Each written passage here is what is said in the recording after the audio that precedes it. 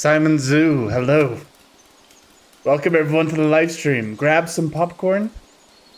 You know, just drive on in. Drive on in, find a good spot. The show is about to begin. I'm pretty excited for today. Can I just say something? This music is popping. Popping like that popcorn.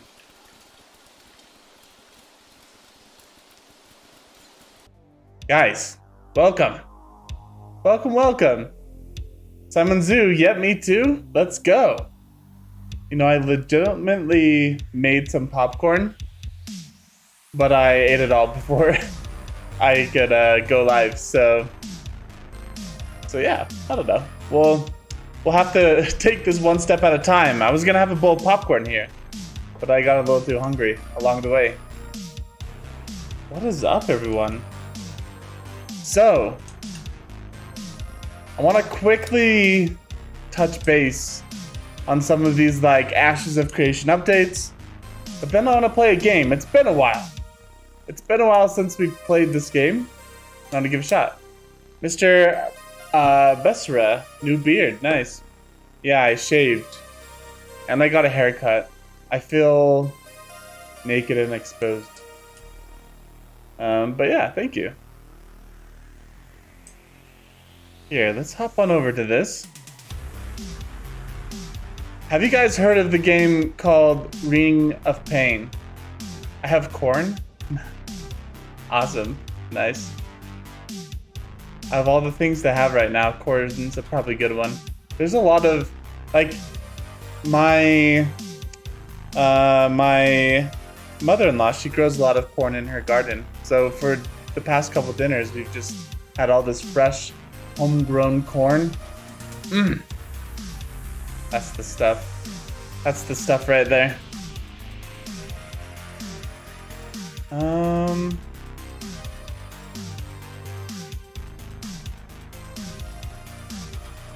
Let's see here.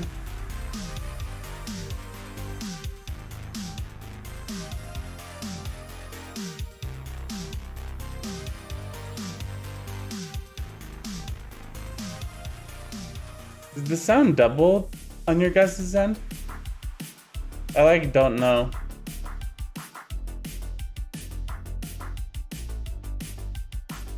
Yo, Xeno XP, welcome. Alright, let's try this again. What? Is it broken?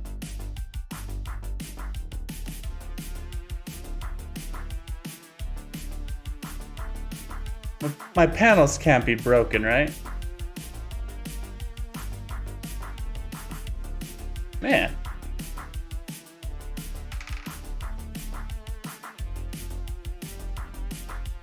Looks like they might be. Shoot. Alright, well let's we're gonna just go ghetto on this one.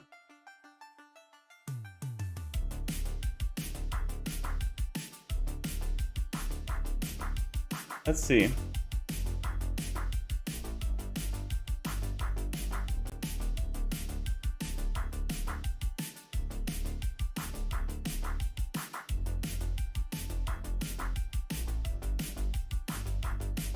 All right.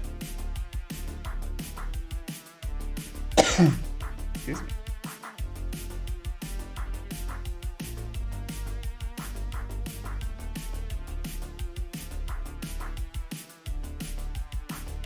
So, let's add in the scene camera. Let's add in the mic.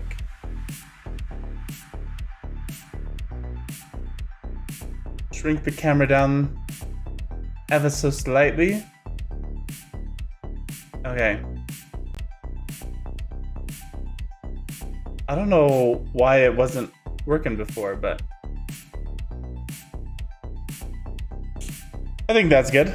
I think I'm out of the way. I'm playing Fall Guys and watching you. Nice. You know, I've never played Fall Guys, but I think it's actually like a pretty cool game. I've watched it. Seems like a good like family or like party game, you know? You get your friends over, throwing a little party or something. Okay. So let's just hop in. Let's hop in and get to this. Hey, when I start this video, I want you guys to let me know if you can hear the sound or not. I just need to double check because in the past it's been a huge struggle getting the sound working, but I think I have it all figured out. So let me know if it's like muted or something. All right, let's hop on in. Ooh.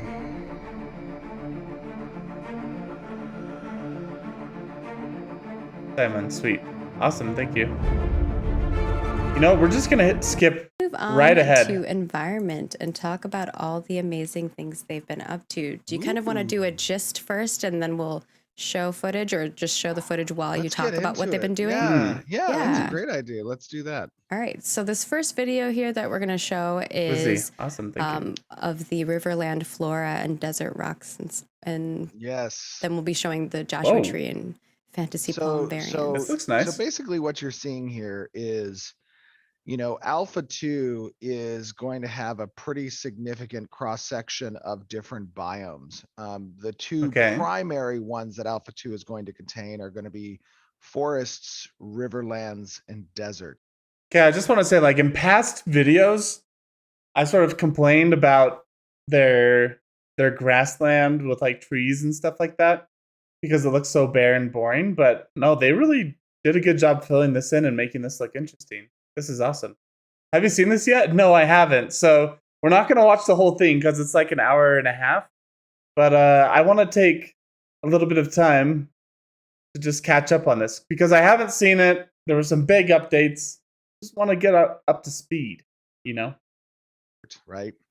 There'll be some badlands. But this is looking nice. There's going to be some other areas, but that's going to be the predominant cross section of the world that players are going to have access to. And you're just kind of seeing what the density of that is going to look like, especially in these forest environments. And it's important to note, I like the density. Like, what you're seeing here does not include active resource spawners yet, because resource spawners and materials that you're going to go out and gather are also going to need to live alongside what the general foliage is in each of these biomes. And so what part of what Alpha 2 presents us an opportunity to do is to focus test amongst our players what is too dense, what is performant off that density, and what is obstructing kind of the visual of the gatherables within that area.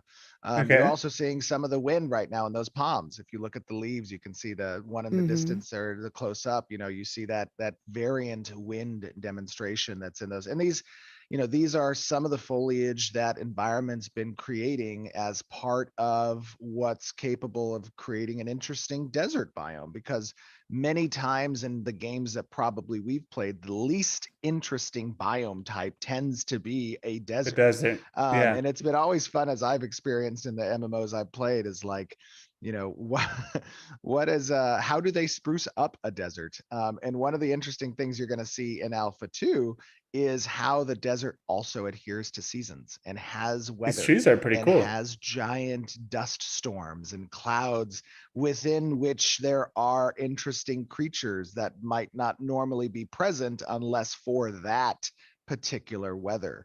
That's going to be very interesting as well. You saw a little bit of the sand tornado capabilities with the dust devil kicking up both in the weather presentation as well as a little bit in the desert reveal. And you also saw some ambient effects that live across the top of those dunes, where you're seeing winds of sand getting blown across in the distance. And you know, here's the key point. Graphics don't make a game fun. Systems make games fun, but graphics make those systems far more enjoyable. What do you guys think about that? I think it's right on the money. Like, there's so many games that I love playing that have the crappiest graphics. Like, I don't know. RuneScape's like an MMORPG that comes to mind, but like Factorio. I've been loving me some Factorio lately, but the graphics aren't like amazing. It's the systems and the gameplay that make it so good. Yeah, I definitely agree with that. What's like another example? Like RimWorld. I don't know. That one's sort of like a colony management one, but I love RimWorld, but the graphics are just like extremely basic. But like Vampire Survivors, how about that? Yeah, like there's lots of like really fun games that have terrible graphics. Okay, moving on. And that is kind of the perspective that we have with the game. Okay, not moving on. I do want to say though that there are some games that when they get the graphics right as well, it takes it to another level. Like I remember when I did I don't know, like Skyrim. I downloaded 20 plus mods just to make it look amazing, and it just feels so much more immersive. And I think if any game is going to have really good graphics, MMORPGs should try to be that game, because it's all about immersion and storytelling in MMORPGs. We don't have like really fast action combat, or like, I don't know, it's not a first person shooter where we have to like have extremely fast, high rendering, whatever, to stay competitive. This one is a little bit slower paced. It's an MMORPG, it's storytelling. Yes, there's still combat and it still needs to be snappy, but I don't know. Yeah, I think if a game would benefit from good graphics, I think that game would be an MMORPG if I had to pick a genre. Factorio is a good game. It is a good game. Like, I don't know if I have like one genre of game that I really, really love. I love so many different ones. But yeah, Factorio is really good. It brings out the nerd in me. You can have a great game that has very little compelling immersive qualities and finely made art. But if you have a game that has great systems and lives alongside with that, this incredibly immersive atmosphere and zones from which you get to play in, it is the best of both worlds. And that's kind of our objective, right? Is there a game that has had really good graphics?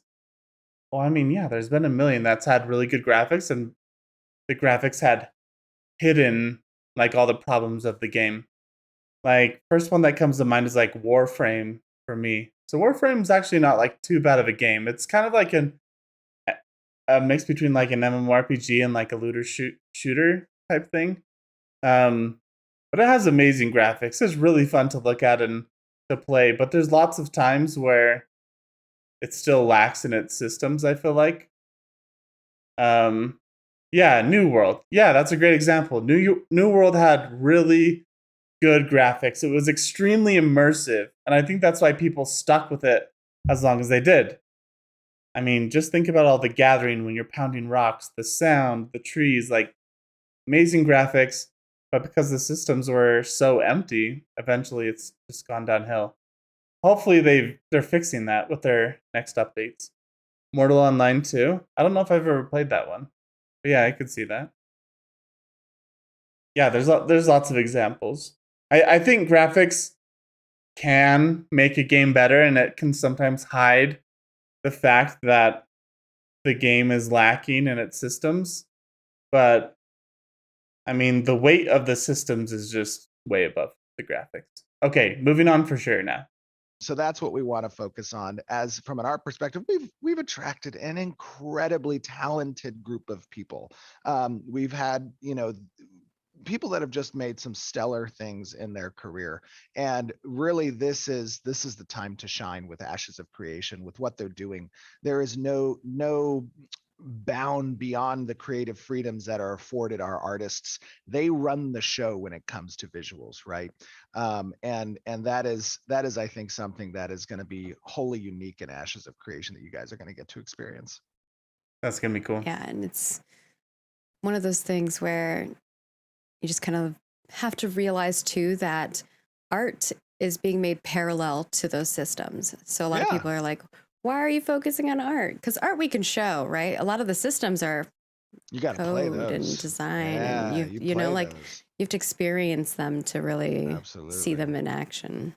No, yeah, I mean, that's a very good point, right? If you think about a development process, if you don't have much experience kind of understanding the intricacies of the process, Mm, art is constantly getting barraged with requests, whether it be itemization requests for gear or creature requests for content or environment requests for points of interest, dungeons and biomes. Like, they have Animations, those so many animations, animations. absolutely. Ability animations, creature attack anim suites, tech, whatever. There's a lot of requests that get serviced see, by Adam, our hello. art teams, which stem from desires about the world, or desires about systems. This is that those two things live in parallel. Oh yeah, and someone mentioned audio. Yeah, of course, that's another parallel, Audio, right? yeah. Audio. Audio's oh, Cat does an Yes. amazing job. That's another example of New World. Audio was just off the charts.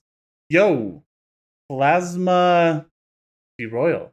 Can't wait to play this game. Yeah, I think there's a lot of people that are really looking forward to this game. I just hope it turns out to be as amazing as I want it to be. Yeah, Minecraft is really laggy, like 10 to 30 frames per second. Yeah, well, you probably like enabled a bunch of like visual graphic stuff. I don't know. Yeah, I think sound and visuals are so important for immersion, and that's why I love playing MMORPGs. Is like the immersion and the adventure of it, and also the character progression. The systems. Yeah, I'm gonna be really interested in the systems come Alpha 2. I really want to play Alpha 2, but I have to figure out how to fork up that much money. I think it's like $250 or something. So we'll figure it out. Absolutely. We love all the work that she does. Yeah. So we will move on to character art if you're ready for that. Yeah, absolutely. All right. Okay, character art. This one's always good too. First and foremost, here we have the Jade Sigil. Ooh, this one's great. Was this Okay. Jan? Yeah, think this Jan Allen was. did Oh, this I'm one. not sure which one this one. This was the one I didn't have a label for. I believe this was Jan's, yeah. Looks very good. I love the rope work in the back there. This was one that Yeah. I designed like a long while ago, so it's cool to see it in a Yeah. 3D model. I was inspired by like WWE belts, but I was like, make it Renkai. This is a belt of giant strength, +5. It is the Jade Sigil. I'm just Huh. And then we have the Trawlers guys. Full hat. Which that was a belt. It was a belt. He likes. Welcome to the stream, though. I think the only thing in New World that would be better than anything in Ashes will be the gathering sounds. Yeah, I don't know. Maybe Ashes will nail the gathering sounds too, but there was just I don't know how they did it with like the echoes of when you're mining. Like you would hit the node, you'd hear it, but then it would like echo off the walls. I don't know. It was really, really nice. He loves WWE, really? Yeah, I don't know. I like some of her designs. There are some of her designs that she does where I'm just like, ah, oh, come on, like we can do better than that. But cool. is by Jan as well. This one was designed quite a long time ago. Those fishers out there Mm-hmm. interested in some fishing, maybe? Yeah, this was one of the sets that I designed for the Nikuin. Somebody got the Pathfinder reference. Buttercup Clover. Yeah, like I think this one's all good except for this big turtle shell on their heads. Like, yeah, I don't know. I think it's kind of dumb. Hey, this girl's like 27 years old. Adam's brother fan. Yeah, I don't know how old she is. Nice job. Good job, Beth. There's a lot of Pathfinder. Oh, by the way, did you know, Stephen, last month they got a bingo. Who got a bingo? They got a bingo, the chat did, because they do like a community bingo sheet. Oh, no way. Yeah. That's cool. Did they win a prize? I don't know. Oh. The prize was they got all the things they They wanted. got the bingo. Oh gosh. Oh. That's good. But I like I that. believe we have a turntable of this as well. So cool. Oh man, it is. I love it. It looks very good. I like that hat. It's perfectly. I don't like the hat. I don't know. Like, compare. Maybe I'm being too judgmental. I don't know. I think it looks kind of silly. Like the clothes and the shoes are okay. This stick thing looks kind of dumb, and the hat looks dumb. The hat's the dumbest part. But I don't know. I don't know. Maybe it's fun to have some like weird outfits like this once in a while. Yeah, like this. The hat makes zero sense.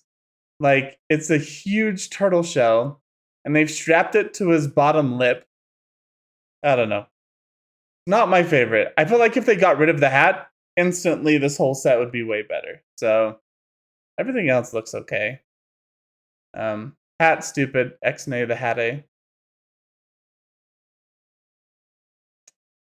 Made for hot summer days Right? out on the tropics. Other option is you could take it off and use it as a little boat.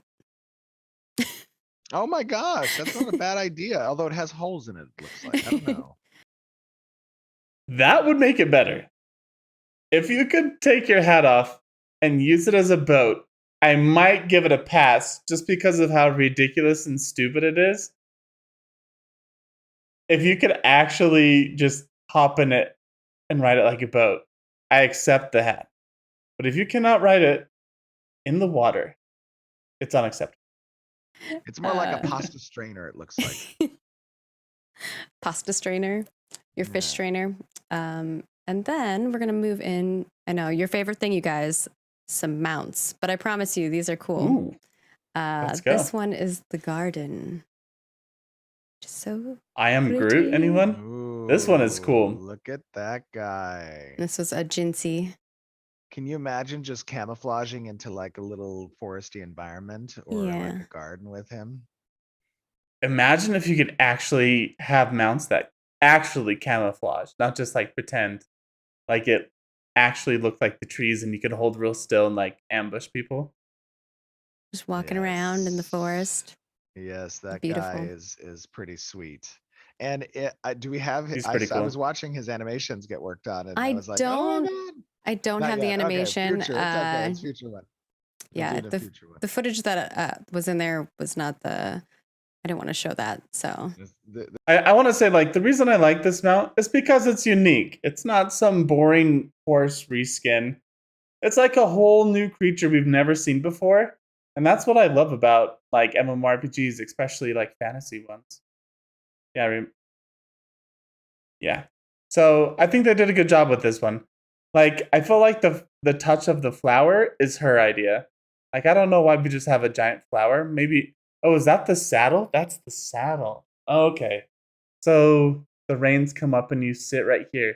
So this mount is huge. Unless your legs like hang way down on his neck. But yeah. Okay. This guy we get is updated ones. He's a fun one. Yeah, looks cool. And then Also, this interesting is- thing to note Birdie there, Boy I looks believe, good. is that those portions on the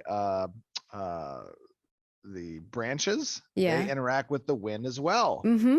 It's like the Oh. cape on the character and the hat on the character. And seasons? And we have shown that there may be cases where certain mounts will interact with seasons. Yes. If you've seen. Okay, this mount just got way cooler. It can turn, like, the leaves will turn fall. In the winter, there's no leaves, but maybe, like, snow falls on it. That's cool. Some That's of the really season cool. tech that we've done before, there may be mounts down the line that, you know, if they have leaves, they change with the seasons and stuff like that, which is really cool. Yeah. All right. Somebody and then said this you can one- sleep under that tree guy. Aww. Yeah, that'd be cool. You can have your mount out without needing to be mounted on it. You could definitely do some emotes to lay under him, a little RP sesh. Yeah, your mount will walk alongside you if you don't Absolutely. want to ride on top of it. That's so cool. I And love this the is the burb. crested sun plume. This I set, love the feather work that they did on. it's so I mean, it's so good. Was this Jinsey that did this? this one? is a Jinsey creation, yeah. Ah, Yeah, it's this bird so is looking great. really good. Yes. I love it. And the color composition is just beautiful. I mean, it almost is, it strikes me a little bit as a pheasant. Yeah, so the inspiration for this Yeah. one, I was designing it a while ago, was like well, obviously first you, because you're ducks. So I wanted to make like a little ode to that. Homage. Yeah, a little homage to your ducks. And then the We need a other murderous thing, falcon now that can eat these things. No, I'm just kidding. we have one of those already. Oh, okay, perfect. It has like multiple wings too, which, you know, is probably animation's favorite thing for me. They're like, Margaret, stop making so many wings. But this Skulls is and like Hero Slayer game. a Chinese duck, which is really cool. Like there's actually ducks that yeah. exist like this that are really Yeah. beautiful colors. Obviously, Very ours cool. is a little different take on it, but inspired by. Yeah, For I sure. do love Peking duck. It's one of my favorite dishes. Don't eat him. What He's your mount. I don't know. Could you eat him if you found him in the wild? I mean, you're probably as big as his like leg. Good luck trying to eat him. He's gonna eat you. Oh, it's so good. But I like the traditional Peking duck. That's like the flat pancake, not the bun that the meat goes Oh. on. Yeah. It's a good Like looking mount. the I soft don't like buns. the bun one. No. Interesting. I'm sorry. I'm not trying to eat this mouse. But sorry. Next up, we have some creatures. The first is a concept piece for one of the Minotaurs. We have the Minotaurs are looking so The Minotaurs are awesome. sick, you until guys. You guys are going to see these Minotaurs in action next month, actually. Little leak. Yes. Oh, no. A little did I leak? teaser. A little I'm teaser. Minotaurs. Why can you be a Minotaur? Like, that's actually a character I wouldn't mind, like maybe in the Tolnar or something. I'm not too interested in the Tolnar, but if you could do like a Minotaur, that's cool. I think Minotaurs are way cool. Yeah, and this is looking really nice. Of that. I'm sorry. You're going to see these guys in game and combating a ranger. Ooh, it's going to be fun. They are so cool. The community team is like, new race? I know, no type of race, yeah. By the way, this is just one class of the Minotaur foes. The Minotaur almost are like a player character race to a degree. They have many different classes of them that exist within the world that you will be facing. Yeah, they're pretty sick. Do you have the one on the the pig? I don't. This was the only one I was given from that character artist. Kidding. Are we able to do it live? Yeah, if you send it to me, I will put it live. All right, let me grab it real quick. I'm so sorry, chat. I just feel like you have got to see. It's pretty cool. It's pretty cool. Oh, just wait. Just wait. Hold on. I'm sending it right now directly to you in Slack. Okay. Stand by. I will snag it and pop it into the scene. Yeah, Minotaurs are way different than cows, okay? Being a cow in an MMORPG is stupid. No one wants to be a cow or an elk.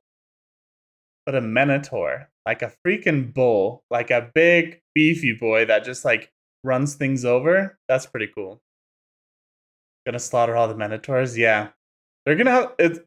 They kind of have like I'm trying to think like what their style is. Like maybe kind of like an orc or something, but yeah, they look really sweet. Here we go, and message and send. Usually the artists kind of decide what they want to share every month, because sometimes they're like, oh, it's not quite done, so I don't want to share it yet. I have veto power. I know, but Steven does have veto power.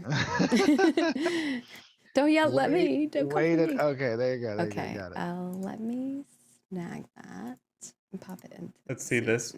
Just wait. The different size. And the cool thing about this is that this guy that you're about to see may have stages where during the combat, when you reach a certain objective, could be health wise, could be some mechanic, that he will dismount and take combat to foot. And there's you will see. Dude, you will see. He looks freaking cool, man. Check that dude out. And that's sick. Show you guys. This was holy smokes! It's a Minotaur riding. Oh, okay, wait a minute. It's like a hog. And there it is, like a hog. Yeah. Warhog. That's pretty cool. Can you zoom in on it That's a little awesome. bit? Just zoom in on the detail. Yeah, I can try to zoom in a little bit. And you guys have seen how close our modelers, our extraordinarily talented character artists, bring to life concepts very close to what the concept. So when is the full launch of this game? Oh, we don't know for sure, but it's gonna be like another 2 years. Alpha 2 may be getting close. I think Alpha 2 will be next year sometime. Yeah, it's gonna be a while. Originally is. And just wait until you get to face. Do you want me to zoom on him or the hog? Yeah, just zoom in on him, on his face. Okay, on his face. All right, I just He's really cool. like the detail. And I believe Lloyd, our concept artist Lloyd, has been doing these. He's been an amazing job, Lloyd. Bear man pig. Sick. Minotaur man pig. Ooh, can you get closer? Can you get a little closer? Pretty cool. I probably can. Closer. Can you get closer? Yeah, I can get closer. How close you want? Like in the eyeball? Just like have the face be like, probably 50% larger. He might cover us. Oh, actually, I can figure I can do this. Yes. This is Margaret loves this, by the way. She really loves when she's challenged to perform on her feet. We're doing it live, you guys. Doing it live. Live production is fun, though. These like little crystals are pretty sweet. Oh, look at that. Look at his snout and the teeth. Oh my God. Yes, I need to show that. Jeremy, send it to me. Jeremy, send it. Find it and send it. What is he doing? There's one more. There's one more. And I want to see if the chat can actually find in this next image a detail that's located on the body of the Minotaur. Okay. And there's one specific thing about that detail that you guys, I want to see if you can find. Okay. Let's see who finds it first in chat. If All they right. can first in chat to find the very specific cool detail on it. Jeremy's like right now rushing to find it, I'm sure. Jeremy, send me it. Oh, Mike sent me all of them. I guess they added them later. Oh, so I do have the other ones. Hold on. We can move on to the next one while Jeremy finds it, but it's coming up in a second here. All right. As soon as you send it to me, Jeremy, I will showcase it. These blood things. All right. Next are they blood or are they like crystals? We have like corruption crystals. Snake creature.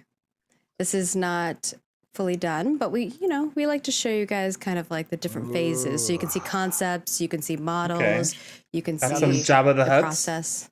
This guy is in a T pose, and what that means is both from his arms that you see extended, but more importantly, the tail. The tail's also T posed. So when this guy moves around, he's going to be in a more interesting stance. Tail's going to get coiled a bit. There's going to be variants of these types of snakes kind of short and that stubby. Are based on different types. You're going to have like a black mamba version. You're going to have a cobra version. You're going to have a rattler version that comes off the tail. These guys are super cool, like Naga style. Okay, here we go. Wait, but that has a interesting color version there. It's hard to tell. I like the center. I like it's pretty short and stubby of a tail, but I don't know. Looks pretty Mike, good. You can send that one to send that to Margaret. Like I don't know what this is. Is it a man? But he's got like a little skin bra on? Like I don't know. But like overall, it's all right. And then Mike's gonna send that over to you. Yeah, these guys are super cool. These are the inhabitants of a particular dungeon. Oh, perfect. Yes, this is much better. Okay, hold on, wait. I'm so sorry we're doing this live, guys, but I figure you're gonna love these things. I make a full run of show, you guys. She does, but you know what? Sometimes you just, what do they say about plans? No plan survives.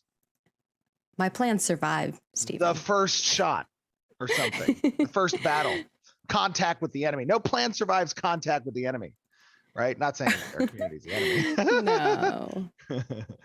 But it is sometimes just fun to do things live. Okay. He sent me a bunch, so I don't know if you want me to share all of these or okay, just this one. The one that had the Lord. You'll see.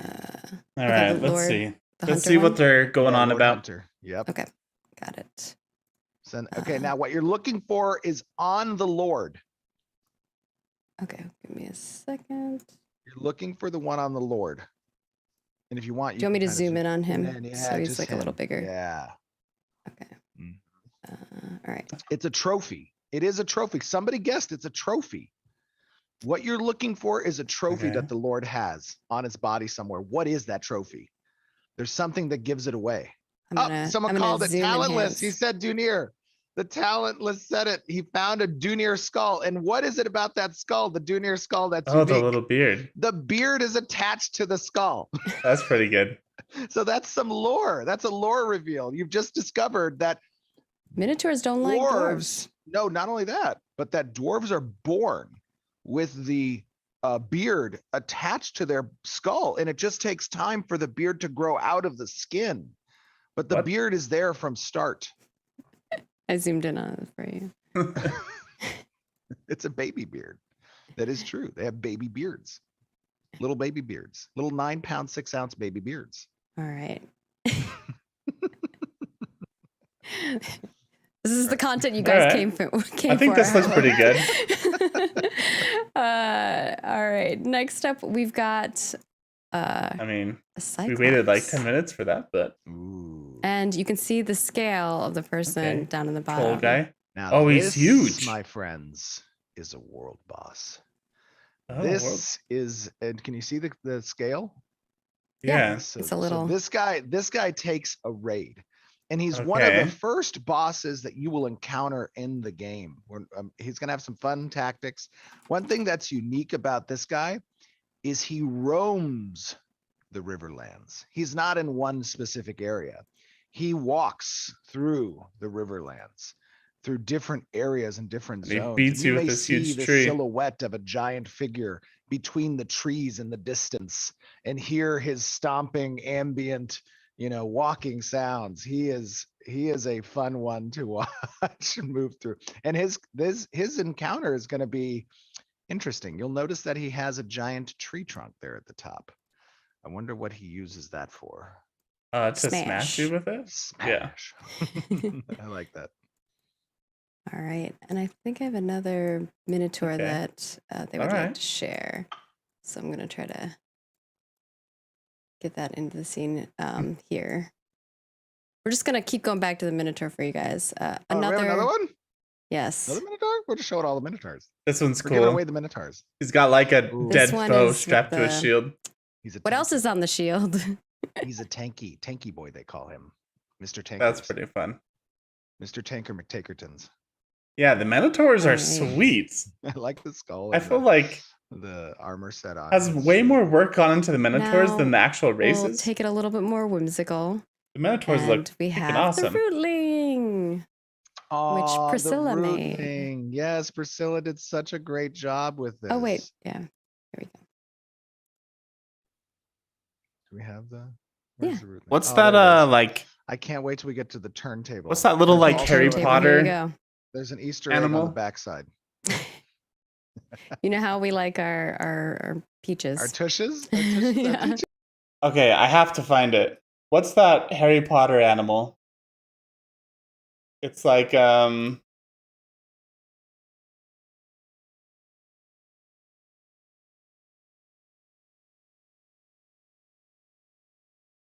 Harry Potter root baby. Mandrake. The mandrake plant. Okay. Yeah, looks like a little Harry Potter mandrake. Yeah, there we go. Thank you, Lizzie. Except for looks like you got hit. He's got a little potato by butt. A bat. How many times can you say in a game you've seen a potato butt? I Honestly. don't know if I've seen a potato butt before. I think it looks good. Even Mr. Potato Man doesn't have a potato butt. Yeah, he just has like a one lump. This is a thick potato. This is a pretty thick potato. And from there, from creatures, we're going to move into some of the race stuff. So you all did see the Empyrean for the first time, really, with the new concepts. And here is our lovely lady. you can kind of see it's Elf. more Oh, in this is a the first time for the actual new Empyrean model that people have yes. seen, right? All right. They've seen the Okay. concept, which was last month, and now you're seeing the model. Yes. She's not angry, she's determined. There's a She's difference. she's serious. She's focused. Exactly. She's focused. Mhm. She's serious. It is All time right. to expand the Empyrean influence. If I look angry, it's just because I'm focused. I mean, yeah, but you got to get in her head. Like, what is it that her is driving her, right? And part of that drive, I think, for the Empyrean is to spread the Empyrean influence throughout the realm of Vera. I think it looks pretty and good. that's where that to me is what she's communicating with her facial expression, right? Yeah, they have a very militaristic backgrounds. Mm. Makes sense. Well, some would say militaristic, some would say I think the hair's all right. I was kind of under the impression the hair was better on some of the other character models, but I don't know. Everything looks good to me. a more aggressive Negotiations. everything. So much in life is perspective. And you just got to look at it from her perspective. All right. I can see it. I got Okay. you. That's one way to Somebody spin said it. a resting elf face. Oh my god. The resting elf face. She's I got like a great resting elf face. A rep. Next up, the Nikuin. So we've made some changes to them a bit. Okay. Similarly to some of the other races, Stephen has kind of taken a little bit of a direction change. So hopefully you all like it. Yeah. I think it gives a lot Okay. of character to them that I love. Went really Polynesian with Look it. at him. Yeah. Look at them. Look They're at our so cool. Nikuins. There's a bunch of them. Do we have a few more? Yeah, Oh, it'll there we play through go. them all. Yeah. Yes. Yeah. The I do like this a Nikuins, lot more. the other dwarven meat. From the these Dunir, guys- the Nikuin. Yes, these guys have a lot of rich background and culture that I think is pretty unique from a fantasy. It's a little atypical from the Yeah. traditional, fantasy tropes about dwarves. And I thought it was time to innovate in that space, right? And so Yeah. we took a bit of that Polynesian influence, those more islander cultures and even the real world, and we took that, and how can we apply that to a fantasy race like dwarves, and Cool. really make something interesting there. And these guys are pretty awesome. I appreciate. If I was gonna play a dwarf, it would definitely be one of these guys. These guys look pretty dang sweet. I usually don't play dwarves in MMORPGs, but I don't know. These guys look really fun. They got a lot of personality.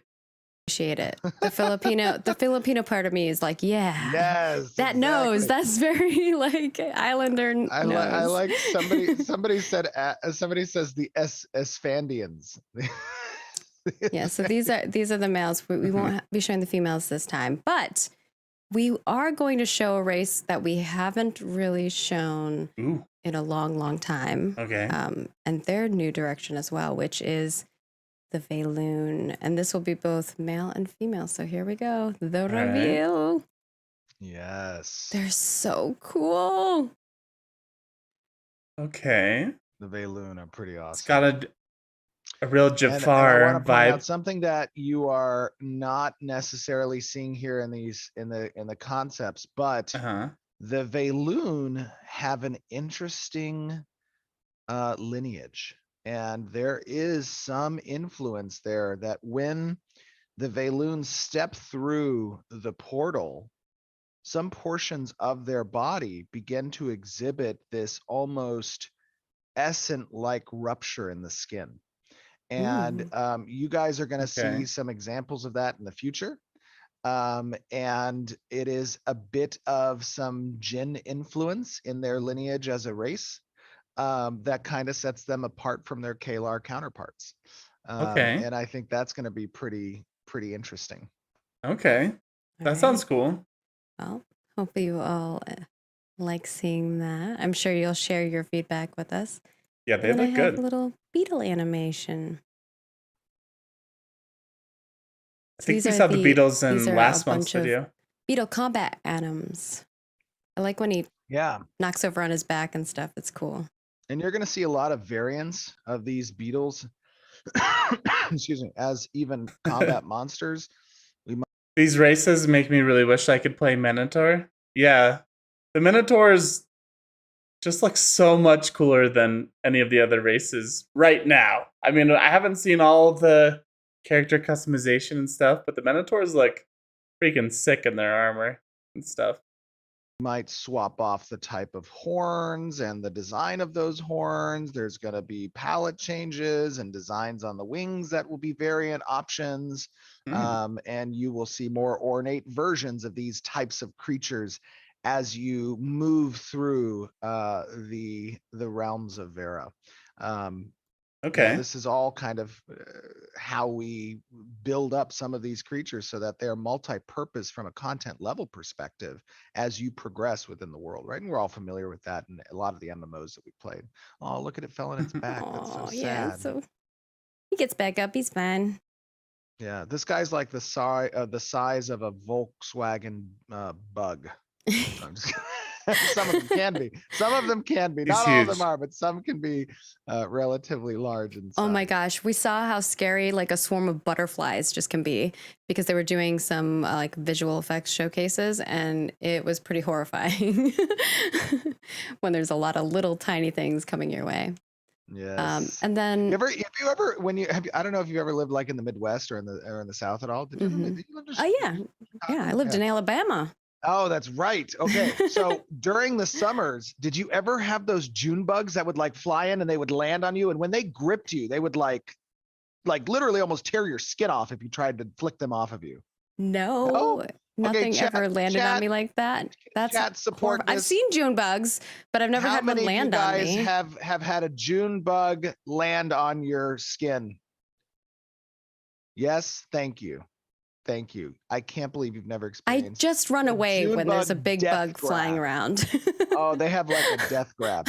But when I see this, I don't give them the opportunity to land on me. Yeah, but when I see that, well, sometimes you just play with them, right? So actually, sometimes in the Midwest, you'll see trees with like these little sacks. There, we right, have some really cool design stuff, and this is going to get meaty. So get your pens out, get your piece of paper out. Okay. Right, am I getting pen? What Ready? No, not you. Them. For the stuff you're about to tell them about the design updates. That's right. That's right. So you want to preface the first part here of all the amazing stuff they've been working on. What are we showing first? Let's start with the... What big changes do they have? Yeah, let's start. I think that's the best way to start because it kind of sets the precedent for everything else. All right. Yeah. Oh, let me just breathe for a second. Okay. All right. I'm ready. So... we're a little wacky today. What I would like to say before you know what? It's the end of a really long week. Yeah, I think this is what happens. This is what happens when the week is long. You can even hear it in my voice. I've been talking so much that my voice is like raspy. Yeah, I told someone else, I was like, I don't want to talk for like the whole weekend. I know. So I apologize for the raspy voice. But okay. Now, in the past, you have seen, before we show this map, you have seen our old world map. And I told you a few months ago that this year we've made some significant changes to that world map. A lot of those changes were rooted in a few things. One, as as we've been prepping and building for Alpha 2, we have had some real coming to Norland moments. Where we've had to talk about, as these large POIs, as nodes are being placed, as those areas are being defined for freeholds, for roads, for everything that exists within a zone or the world. How is the spacing for that, right? And you can do some portion of estimation based on simple math, documentation. You can plan things out, but the moment you start really getting a feel for those things in the world, no good plan even lasts first contact with the enemy, right? That's same concept here. We had a plan. The This is your theme for this month. This is the theme. This is the theme. The plan had to change, and it had to change because there's nothing more important than being in the engine, building those things and feeling those things out, right? And our level design team, with Jason and Ben and Chris on the node side, Bucky, like helping kind of in building Alpha 2 and prepping for Alpha 2, we've been defining that density, that content density in the world. And it required that we made the map a bit bigger to facilitate that. Can I show it now? Give me 1 second. Okay, hold on. There's one more thing. One more thing. One more thing. I'm excited to share it with you guys. The purpose of it becoming bigger is, as I said, to make sure that that density isn't overwhelming, right? That it isn't everywhere I look, there is immediately something. I have no opportunity to see, areas of the world that are expansive and are, just kind of wanderlust adventure feeling, right? You didn't want, you were sitting, everything was sitting on top of you at POIs and nodes. That makes sense because like player housing is going to be everywhere. Nodes are going to be pretty big sometimes. It makes sense why they want to spread things out. Now, I'm working on like a video of like the top 10 reasons why you wouldn't want to play Ashes of Creation.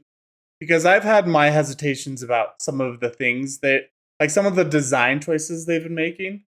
So I do want to say that one thing that could possibly suck is travel.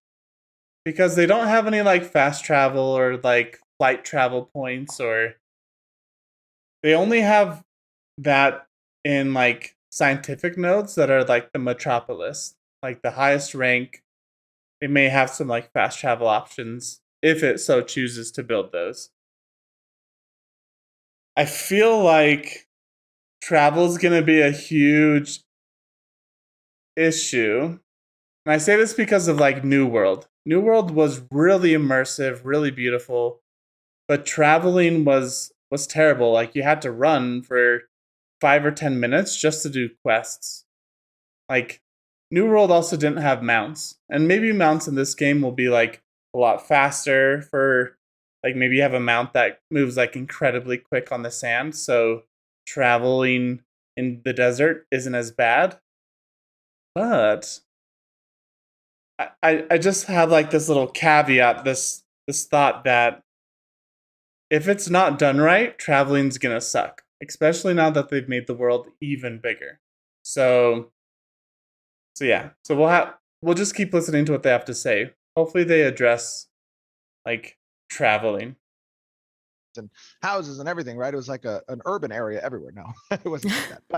But we wanted to expand that because a large portion of the game is a sandbox element, right? It's coupled with a lot of curated content, but that's that sandbox element. So what you're about to see is also going to include a change in some of the continents that you previously knew, in their shapes, in their orientation. You're going to see two new, very large islands also that were incorporated for a lot of the naval play as we've been doing the naval play. So now, with that being said, we shall show you the new world map in all its 1,200 square kilometer glory. It's gorgeous. Okay. Look at it. So while they're looking at this, can you go into more detail on the specific landmass changes and why you guys made those? I think you started with talking about the islands as well. Absolutely. So you're going to see some names here, a little bit of a reveal of some of these locations and these areas. And you're also, of course, seeing similar the biomes that are present as well. But more importantly, what you are seeing is the orientation of these continents and these islands that are facilitating specific types of intercontinental trade gameplay. and they support the relevance of these caravans moving across the landmass to locations that will now incorporate these harbor areas, which aren't identified on the map here. We didn't want to share that ahead of time, of course.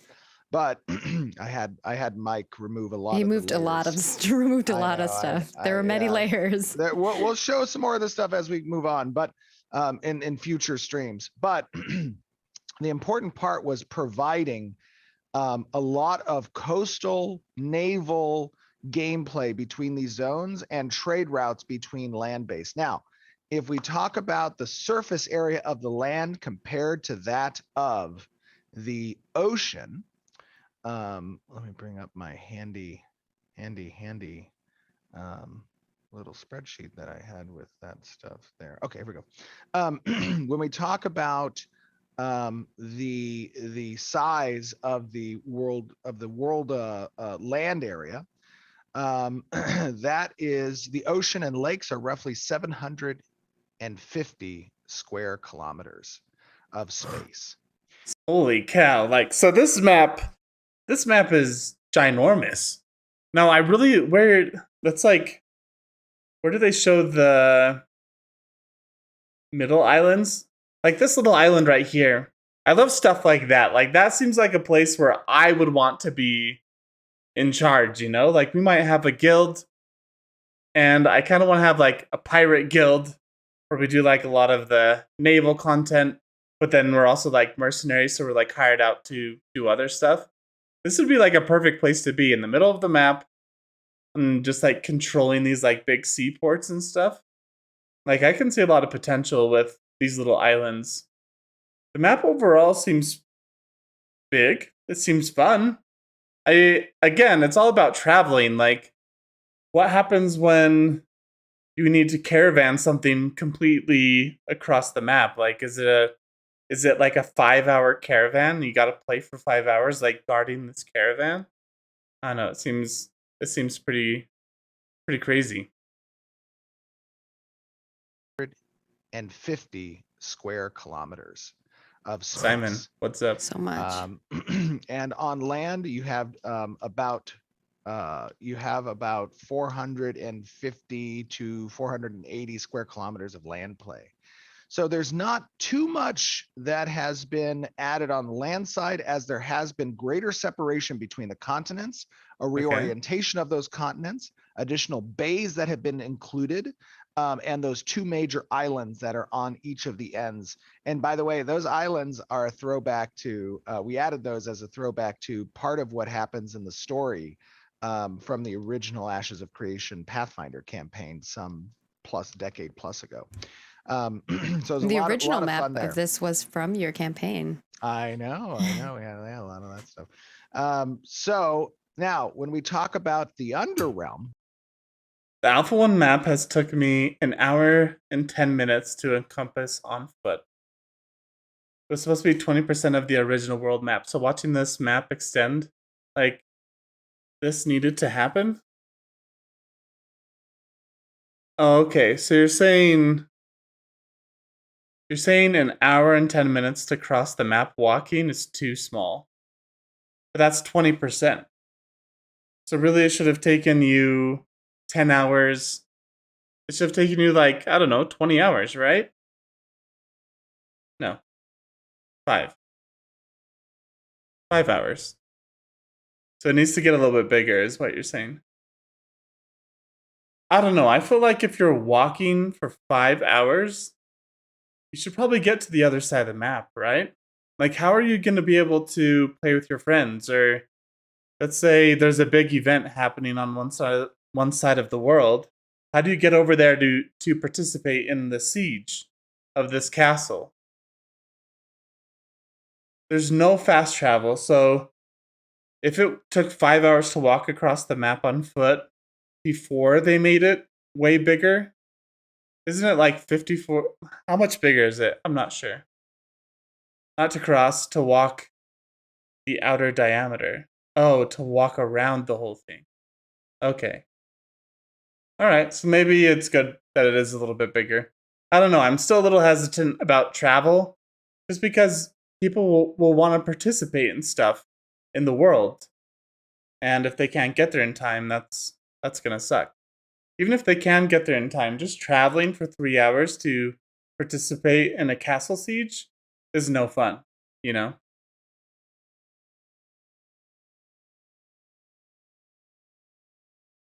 EA Sims, welcome to the live stream. Did you hear Ark? No, I didn't. Which I noticed a lot of conversation about Underrealm. The Underrealm is intending to be bespoke segments of Underrealm territory that are available around areas of choke point in the world map that are above ground, which are provided for caravan transit across the world. So those caravans, as they're approaching these choke points on land, they will have alternate route options to go down into the Underrealm and to try to traverse that space as opposed to the choke points. And that is a very important part. So this Underrealm map, which we'll reveal in a future stream, you'll have kind of an idea a little bit about where those Underrealms live as a layer across this overland area. That is an important part about land transit and of course caravans. So what I'm going to talk to you now about, which has you guys I don't think have received this in the past, is kind of context around movement speed and the distance traveled between nodes and what those are currently hovering around. So when we talk about how long it takes to run across a node, to move across a maximum sized node, which is a stage 6 metropolis stage. It takes around 2 minutes and 50 seconds for you to run entirely from one end of a metropolis's plug to another end of a metropolis, which is a significant amount of time, of course. If you're mounted, that'll take about 1.5 minutes, or 1.67, I guess. If you are trying to move from node to node, and it's important to note that node to node, this doesn't mean that it's a built node to a built node. This means it's a directly neighboring node you're moving to. And sometimes that node might not be active, right? Because it's been locked out from. So based on his math, if I did it right, mounts are going to be 4 times as fast. So what? That's like 400%? Possibly? I don't know if I did my math right. So 1.5 minutes to walk, to be mounted and cross an area where the node is. Advancing due to the stage of a node to its neighbor. But the distance traveled between, without a mount, just running, is about 5 minutes from node to node. While moving from the center of a node A to, let's say, node B, if you were mounted, it would take you roughly 3.5 minutes or so. No. So it's not even twice as fast. Being mounted is not even twice as fast. Like, that doesn't make sense. Some are much faster than others. Yeah, I guess, but when you're on a horse, you can move like 50 times faster than when you're walking, you know? Maybe that's a little exaggeration, but you can move a lot faster when you're riding something. And traveling from 5 minutes to get from one city to another seems like a lot of time. I'm sorry, actually, it would take you 5 minutes from center to center. From side to side, it would take you about 3.5 minutes. If you were to move across the height of the world map down to the other location of the world map of one continent, let's say, that would take you about 50 minutes. Now, an hour. Here's the interesting thing. We've said always in the past that the world changes as the node states develop or progress. So that means that when a scientific node reaches a metropolis level, that the vassal network of that metropolis will now incorporate teleportation as an option. And in that sense, you may feel travel very differently between the start of a server and the server 4 months down the line. And that is meant to accompany that progression is meant to accompany the advancement of the average player population as well, right? If you've traveled a route, yes. I don't want to interrupt you, but people are wondering if you said 50 or 1515. So I just want to clarify for them. 50. Yeah, 50. Oh my gosh. Absolutely. From the top of one continent on to the foot, bottom. right? Not and on that is, mount. Oh, sorry. That is mounted. On foot, it is 75 minutes. There you go. What?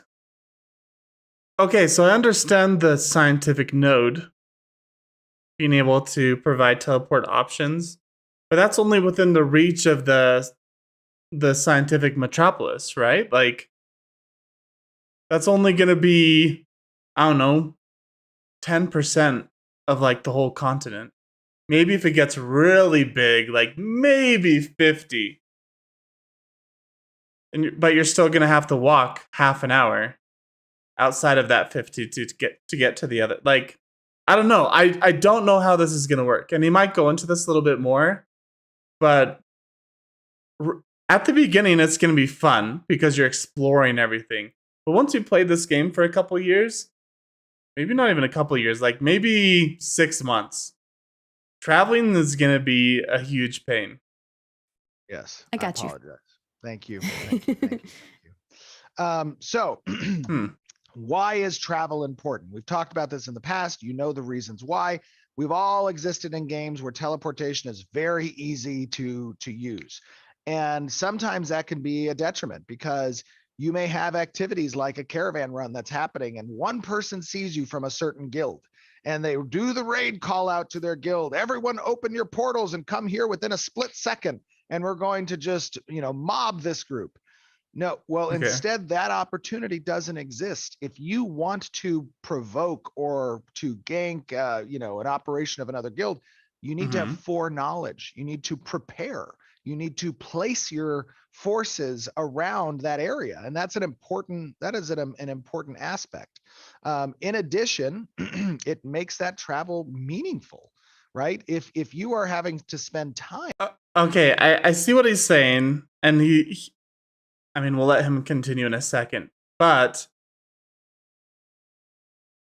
I think games have started out a lot like this, where it's pretty hardcore, you have to travel the whole thing. But the reason so many games have added in these systems of like flight paths in WoW, or like even the teleportation, I forget what they're called in New World. Like, they add these things in because the players don't like walking for half an hour. They don't like just hitting the W key for half an hour and just watching YouTube on the other screen while they wait to get to like actually playing the game. And so I get the idea of not wanting everyone to just jump on you, like to teleport right next to you, but at least have, I don't know, like 5 teleportation things across one continent, Like, at least provide something so that when my friend hops on, I don't have to travel 45 minutes to play with him because there's no scientific node set up, Like, that's not fun. And he wants travel to matter, but what's most important is it being fun. And if like just travel mattering takes away from the fun, it's not gonna be good. Zap Proud, hello. That's what the family is for?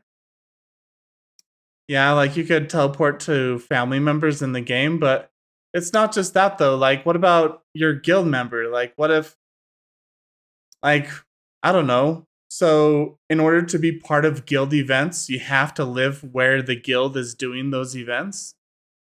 Like, I can't join a guild that's on a different continent because it's going to take me 2 hours to participate in any guild event. You get what I'm saying? Like, it's not just friends, it's everyone. And so like there's a huge siege happening, and now I have to walk 4 hours. Okay, 1 hour to get across the continent, take a boat for 10 minutes, then walk another hour to get across the other continent just to participate in this event that my guild wants to go to. So yeah, like that's not fun to me. And so we'll have to figure out how they do it. So proud. Hello. Hello, hello. So could it work? Possibly. I've never seen this long drawn out traveling work successfully before. Because that's what New World tried to do, right? New World wanted you to be out in the world. They wanted you to actually travel. Because just like Ashes of Creation, New World doesn't have a global bank. It's like node. It's node based. So you have to transport goods to different areas if you want to craft certain things. So, but people hated having to travel so much in New World. So now they made it easier for you to teleport around because they listened to the player base. I don't know. That is why you get up 5 days warning before sieges. Even if you, yeah, I see what you're trying to say, but even if you have proper warning, is what I'm trying to say is like, even if you know ahead of time that this event's going to happen, traveling 2 hours to get to it isn't fun. Traveling 1 hour to get to it isn't fun. Traveling half an hour is not fun. Like, it needs to be, I don't know, 5 minutes to get to anywhere on the map you want to participate in. So yeah, does that mess up like caravans and stuff? Maybe. And that's why we're going to have to see this in action, because it's never been done successfully before. Like maybe EVE Online. I don't know that much about EVE Online, but I think you actually have to physically travel places, and it can take time and like resources. I'm trying to think of another game where traveling is super important and part of it. I don't know. I can't think of a game that successfully has done it. So we'll have to see. To move to a location, you're going to think about, what can I do along the way? Why am I moving to that location? How is it more beneficial for me to be in that location versus where I am now, right? This is also in association with the fact that you are a citizen of a particular node, and that node needs your assistance within its vicinity. And if you want to move outside of that vicinity, there should be a really good reason for that. And there's lots of great reasons for it, right? There's trade, there's treasure hunting, there's content that you want to complete, there's POIs that you want to visit, and drop tables that you want to have access to, like resource materials that you can gather and bring back. These are all important elements of regionalizing these locations and making transit between those locations relevant. That is an important aspect. What is very important, however, is that transit doesn't feel meaningless, doesn't feel what's the word? Doesn't feel tedious, right? There should be activities along the way. There should be anxiety in moving along the way. There should be, things that get your heart moving in the gameplay, right? I don't know why this is like a hill that I'm dying on or something.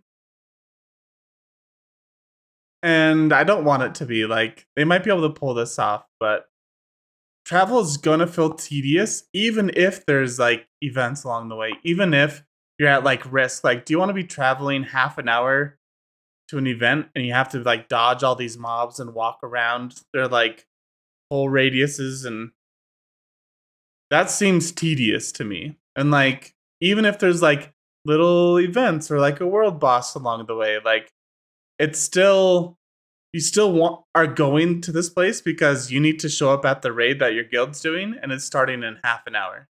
And you have 20 minutes of travel to do. So, I don't know. It's going to feel tedious and meaningless. Maybe not at the beginning because we're all like exploring, it's all new. But like I said, 6 months into it, a year into it, everyone's going to be hating like traveling all over the place. That is the important thing. Oh my God, are we going super overtime? Oh my God, we will be going super overtime, but I'm okay. I talk too much. No, I talk too much. I apologize. the other part of that is people are asking, I know we've answered this question before, but for those of them who are newer here, they're asking if the world is flat or if it is round. The world, so we do not have world wrap. And what that means is you can't walk off the west side of the map and enter in on the east side of the map, right? That is another important aspect of it.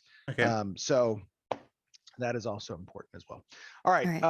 What do we have next? So in this segment, we also wanted to kind of talk about how the players will interact between PvP and the open seas. And I don't know if you want to go into a little bit more detail about that or not. Good call. Thank you. No problem. All right.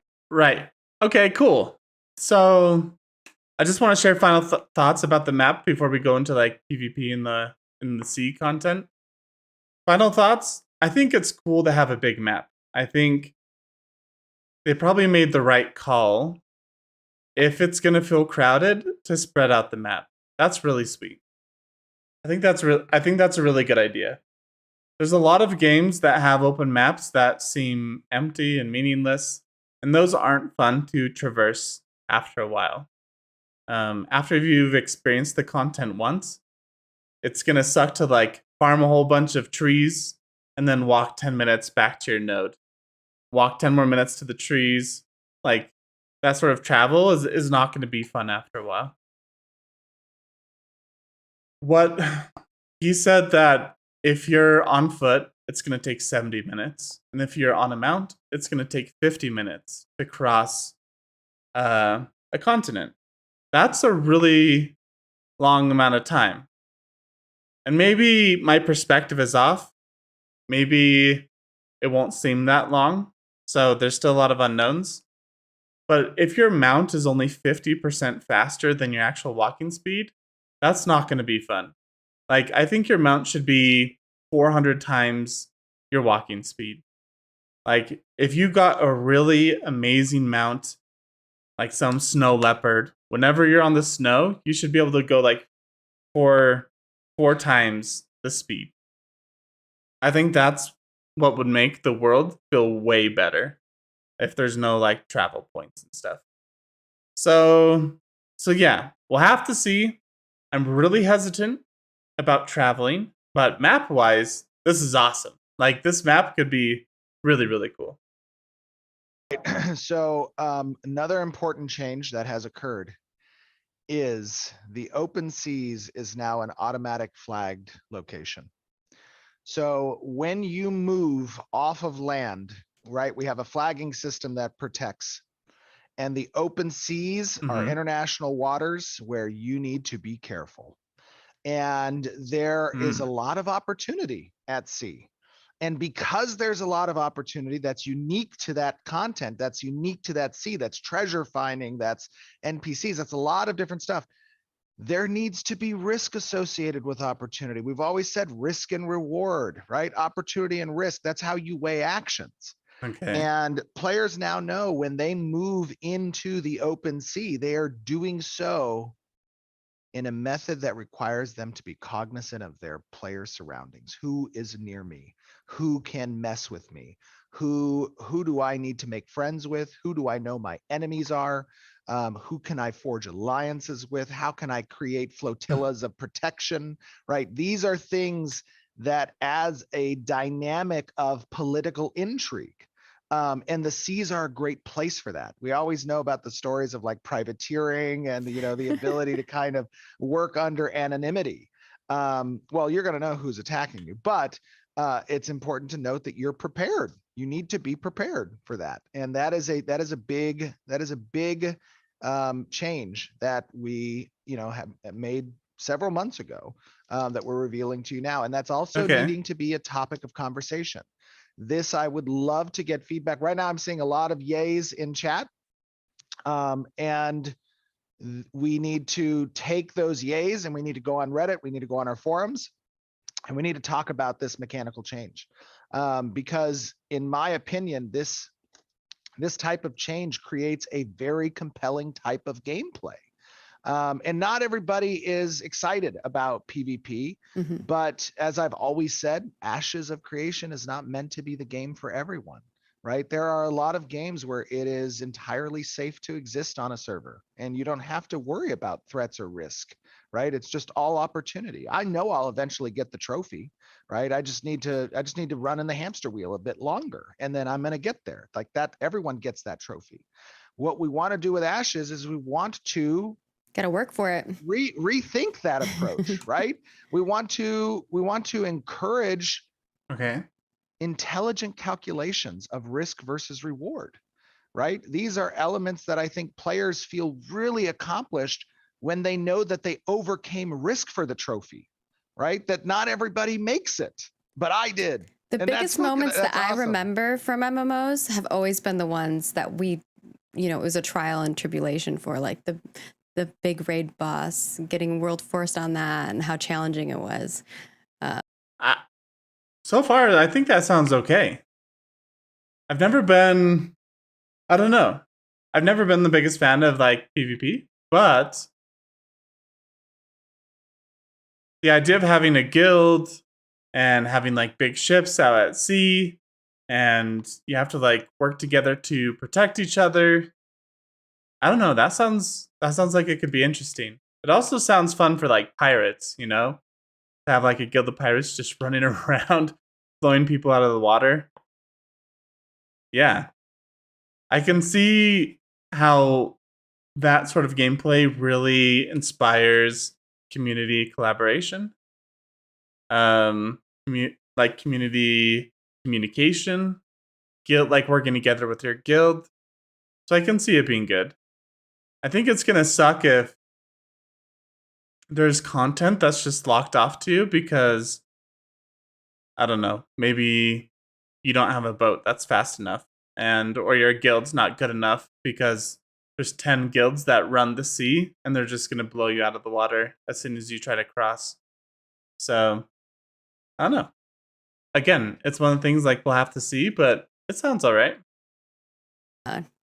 So for me, I love the challenge of those things. So we're excited to see what you guys think on that front. Definitely tell us, leave us your feedback, all of the goodness. Now you will be notified when you do that, right? We have a very intuitive UI that as you approach the border between open sea and coastal area, you are notified of that. You are warned ahead of time. There's a countdown when approaching. We interpolate the distance, travel, and speed you're moving, and you get to see, I'm entering open waters. And when you do, you have this big trophy call out on screen that says, you have entered the open sea.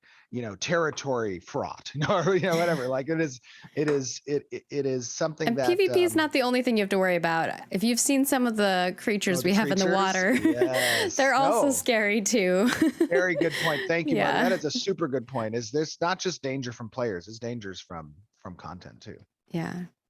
Now that we've talked about the map, what are the node changes that have been made? I know there's been some drastic node changes from the number of nodes that you have on the map to that is correct. So how Vassal nodes work has changed as well. Absolutely. Okay. So there's a few things. I'm not sure how much in the past we've talked a little bit about the hierarchy of node structures when they consume additional node zones of interest around them and incorporate them into a vassal-like structure.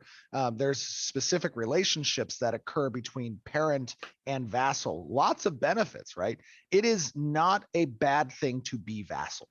It is a good thing to be vassaled. It brings many benefits from the sovereign, which is the ultimate parent of that vassal network, down to the vassal node itself. And it allows that vassal node to even live outside of its normal mechanics, right? You get to adopt some of the benefits that the node type of your sovereign is, even if your node type as a vassal node isn't the same. What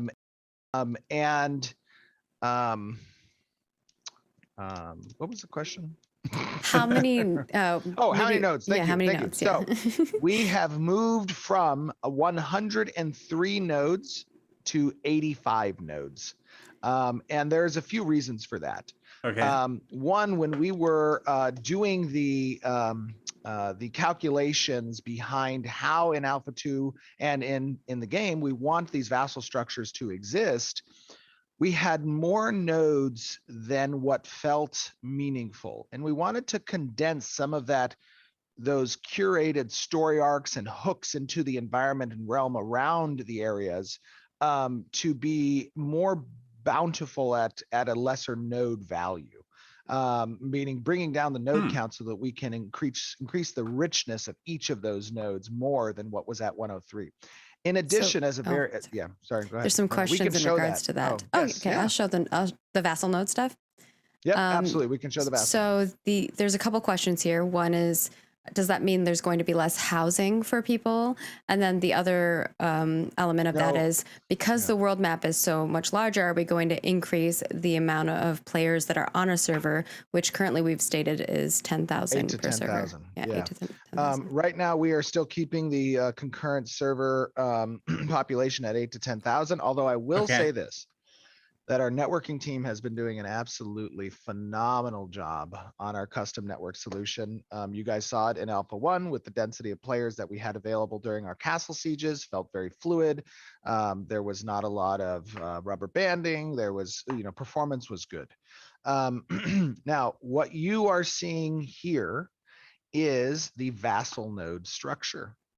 And all right, we're moving on from that. This Vassal node structure tells you what it looks like for a sovereign at a level 6 metropolis stage.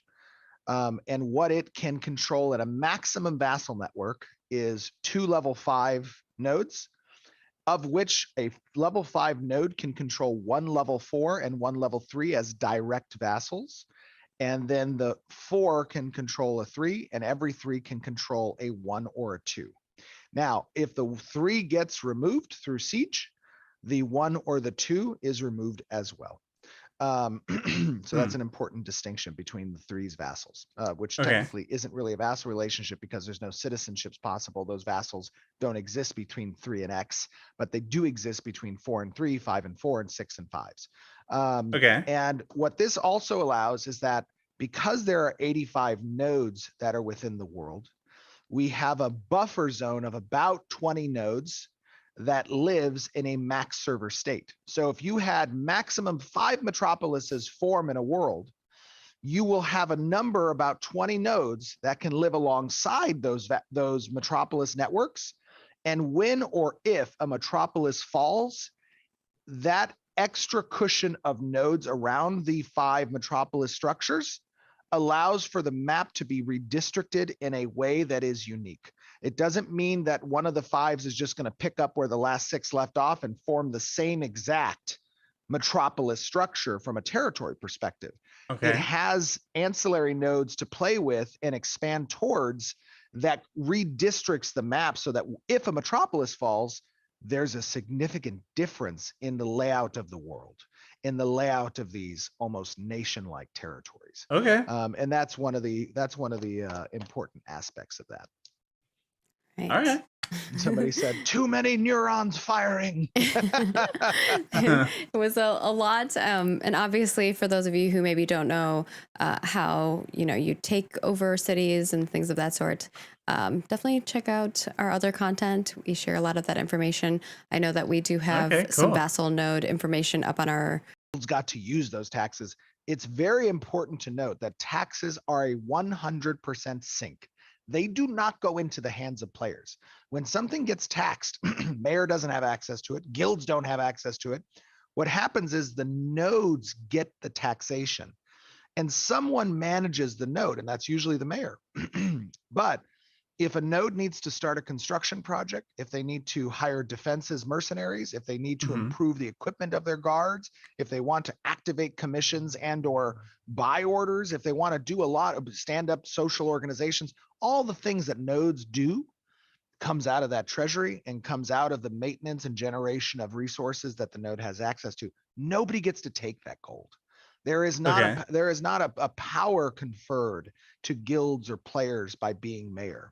That is a very important part that we need to make sure people understand and are aware of. And we've said that for a long time.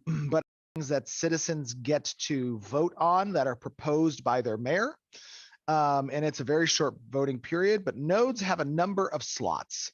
that they get to employ as government policies that are enacted. And these just serve as the door opener or closer for certain types of policies to be allowed to be selected to a vote by the citizens, right? So for example, you may. All right, so I'm gonna skip to the end here and take a look at some of these questions. Yeah, that's pretty interesting. Yeah, the world and all the mechanics of it is really important. I'm excited to see how it all works out. I have a 12:30 writers meetup that I need to kind of be at, but I can answer if you want to pick 2 Q&As. I really thought this was going to be only an hour, but I just really talk too much. I'm so sorry about that. Let's let's maybe pick a couple of questions. Oh yeah, sorry, I had the wrong one there.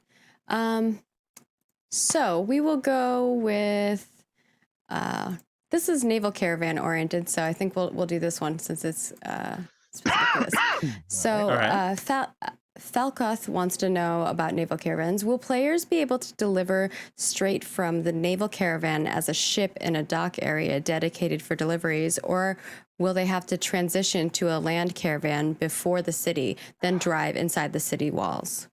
So it depends on the type of transport you're using. If you have launched a land-based caravan, it can only be received at caravanseries.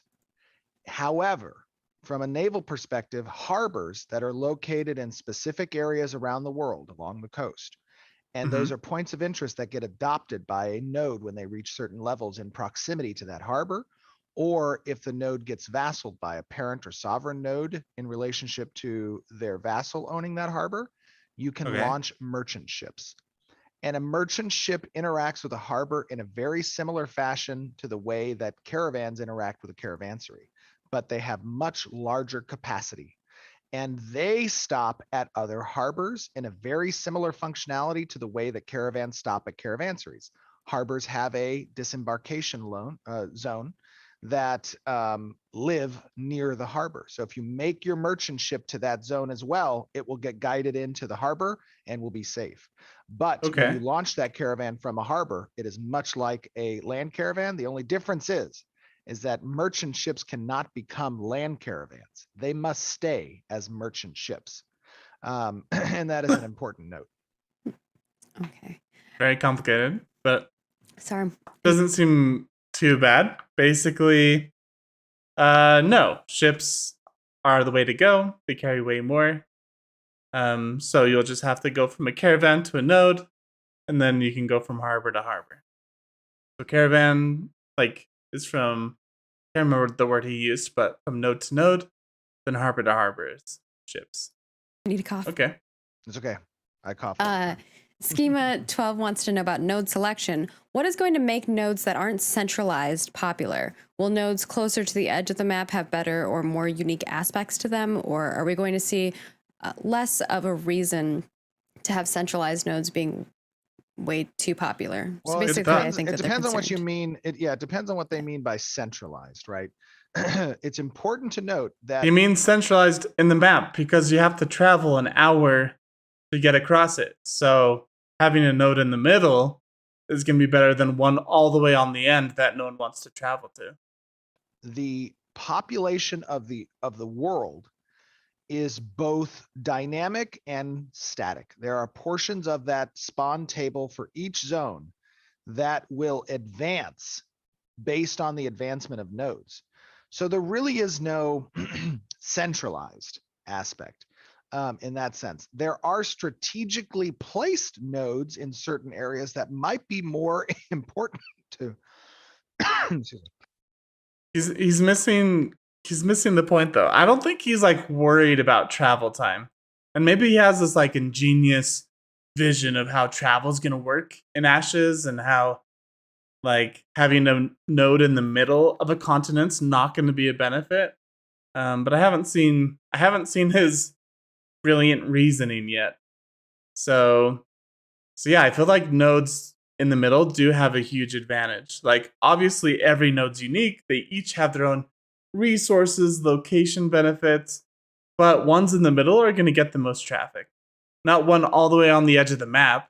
The map doesn't wrap around, so you're going to have to walk all the way across the map just to get to that one. Yeah. That might be more important based on the type of gameplay you're targeting. If you are a merchant ship captain and you need a harbor, then it's likely you're going to want to target a node that has a harbor that it has access to, as opposed to an inland node. But if you're a land caravan person and you don't care about the harbor per se, and you want something that's really situated close to a choke point so that you, after that choke point, can have, the lay of the land to move your caravan around, that might be more important to you as well. From a content perspective, the content advances with the world. Yo, Celtic Nix, welcome to the live stream. Welcome. Yeah, but resources will be node specific, no? No, I think you're right. Like, I think lots of nodes are going to have things specific to them, like a harbor or a resource or a certain mob that drops something. What I'm saying is travel time is so important. To go from the top of the continent to the bottom, it's over an hour of travel time. So having nodes in the middle that get a lot of foot traffic are obviously going to grow a lot faster because people are going to be questioning in those areas more. They're going to be doing content in those areas more. And nodes level up by content happening in them. So yeah. View Z, yo, love your work. And Ethos. Did not realize it was live until now. Oh yeah, it's live. I'm glad you're watching, man. Welcome. And that's something that removes that kind of centralized feel, at least with content, because the world maybe with advances content with your node, and you're going to experience high level content if your node advances to high enough stages. Yeah, I think their concern more is like if people only navigate towards certain nodes in certain areas because those areas are where people want to gravitate towards for specific content or specific resources and stuff like that. Are there going to be areas that make you want to have those nodes in other areas? So it's not just like this area becomes like the popular thing. I think is more so the way that content, materials, all these things get distributed is they have unique relevancy, all of them to end game play, right? And they're spread out and situated. So it is more situational than it is static relevance, right? And what I'm hearing in that question is like, there's always going to be a best node, and that's not the case. I think that's their concern. There will not always be a best node. Perfect. It's not a single best node. It's this node's always going to be really high level because it's right next to the gold mine. And that's more valuable than the flower patch over there, So it's not that there's a single best node that people are worried about. I think they're worried about travel time and like one being more, I don't know, maybe I'm just worried about travel time. I think there's going to be a meta. There's no way they can balance 85 nodes, make them all relevant. I think there's going to be some nodes across all servers, even though it's totally different. There's going to be some nodes that are always relevant. Like this one has the coolest mount in the whole game. It's the rarest mount. It's a freaking dragon. You can't fly it, but it's a dragon you can ride around on. This node is going to have like a lot of people that are trying to get this dragon. So it's never, if it gets torn down, it's going to get built right back up because everyone wants this super rare, cool mount. Or like, this is another example. When they release content in the future, let's say they do an update. It's an expansion and they've added on a new landmass. Maybe they've added on a new island and they've added some new mobs across the whole map, but they've added this new island. So everyone's going to migrate to this new island to get to the new content. So unless they're doing just expansions that isn't expanding but more innovating, they're innovations. Unless they're doing something like that, there's going to be a meta and people are going to gravitate to certain areas. So yes, there's going to be lots of diversity. It's not like there's only one good node on the whole map. It's impossible to balance 85 nodes, so there's going to be a meta that falls. The more people stay in a nod, it became vulnerable to PVM content too. They get attacked and could be corrupt or something. Yeah, I'm not exactly sure. I'm not exactly sure what you're saying. But yeah, maybe they could do. I think what you're saying is maybe if there's a node that's up for a really long time and isn't getting destroyed, maybe they get more vulnerable to like the corruption in the land. So eventually it will be destroyed. So there's like a timer almost on each node. Yeah. I think he has like a really specific way of how he wants this game to be played out. What I'm worried is that with travel time and with nodes, like if it's actually going to be fun. And obviously people want to collect everything, so they're going to tear down nodes to get to other content. I just think it's pretty what's the word I'm looking for?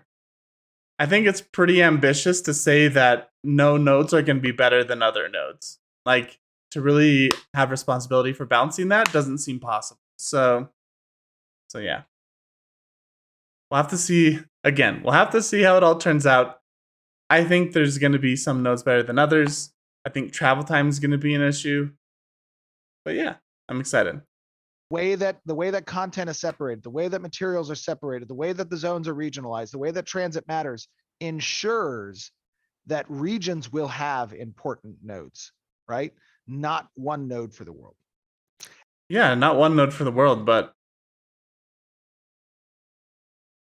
he just said it himself. So because travel matters so much, regions are going to have important nodes. So the question is why our server is going to look kind of the same? Obviously not totally the same, but kind of the same, because these 10 nodes out of the 80 are the most important ones. So yeah, I'm still not convinced that it's going to work out how he's saying it will, but it was a good question. That was a really good question. And by the way, I do want to say something else, and I know I'm letting the cat out of the bag on this as well. Okay. But there's been a lot of requests for an AMA.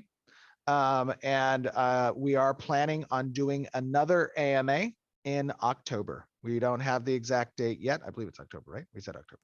We're going to do it in September, but I kicked it to October. October. I had it originally in September, but we can move it to October. Well, I want to do it after the Ranger reveal and the gameplay for next month. So, so October, we're going to be doing an AMA. I like the Reddit style AMA. Okay, so next month, Ranger reveal, one of our class archetypes, and some more gameplay. That's awesome. I don't think I'm going to watch the rest of this because they're just going to be talking about updates and plans and maybe a couple questions here and there. But yeah, that's cool. So what are your thoughts? Do you think that this map is going to be like wildly successful, or do you think that the long travel times are going to make it not fun, similar to New World? Let me know in the comments below. All right, guys.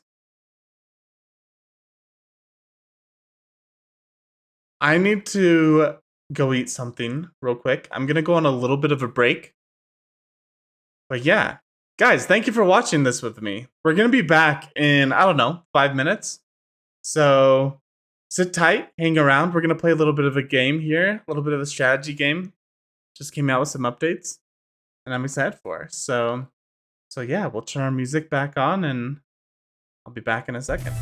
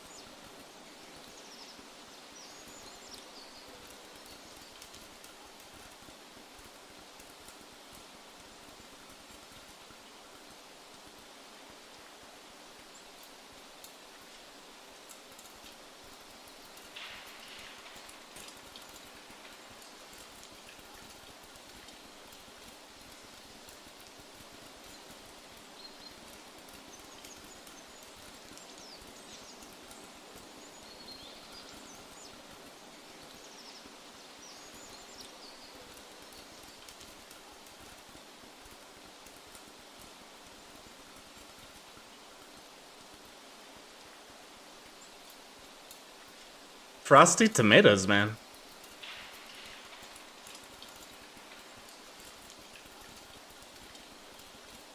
Yo, frosty tomatoes.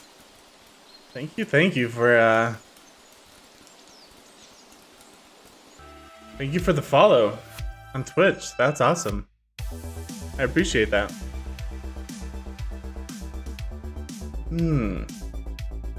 Okay, guys.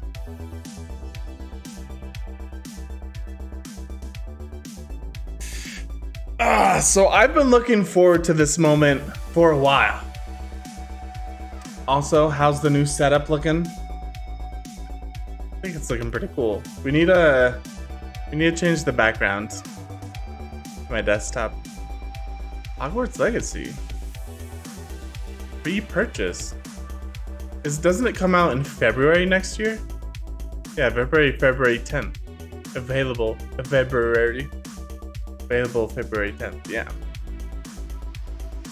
That's crazy. You can pre-purchase it. I mean, from what I've seen, it looks basically, a lot of parts are basically done, so hopefully they're just gonna like fine-tune and polish it. All right. Let's hop into this. This is something I've been wanting to play for a while. And yeah, let's do it.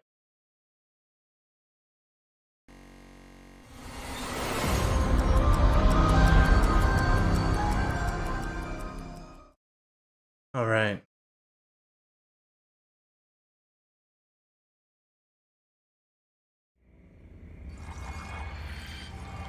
Ooh. Okay. It's been a while. It's been a while since we played the Ring of Pain. Now, they've added some new stuff to the game, so we need to expand our collection a little bit here. And I wanted to try out some of our new candles. So, I thought we would do this one. 40% stealth chance. I don't know if you guys have ever played this game before, but this game is pretty dang... I think it's really fun. I don't know. It's the classic, hello my Blender teacher. Yo, hello. Welcome to the live stream. No Blender today, we're just chilling and playing games, but I'm glad you're here. My Blender teacher. I've only made 2 Blender videos. I wasn't even like trying to do tutorials or anything. Yeah, let me change what category we're in.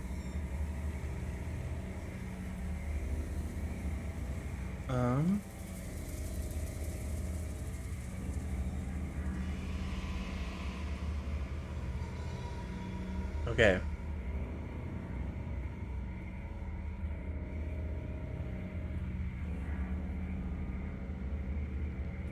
All right, let's do this.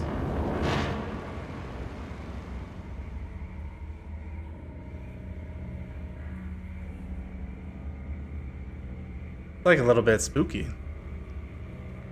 You know, this is a good Halloween game. We'll play it like a little bit now, but maybe we won't revisit it until October here. Okay, so I haven't beaten any of the rings with this stone yet. So we'll start with normal. 40% stealth chance is pretty big, so I'm thinking we're gonna go for like a poison build or something. Let's try it.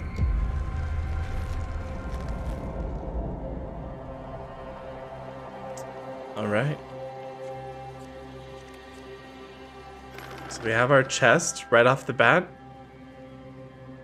Do we just like lean full into stealth? Reveal all cards. This one is actually really good. Or we get 3 clarity. Let's do reveal all cards. This will just like speed up our process here. Shoot. We don't have defense. If we're gonna go for like a poison build,